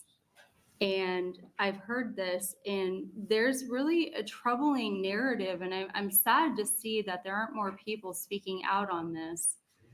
But we hear about affordable housing, we hear about apartments coming, and I have to say that Gwen Easter from Safe Haven Community Center has opened my eyes and has, in our communications, it's highlighted the division that was purposefully meant to think it only happens within certain communities and Sorry, areas. Ms. Parker, Oh, can you guys lower your conversation for me? Thank you. Go ahead. That's okay. Okay.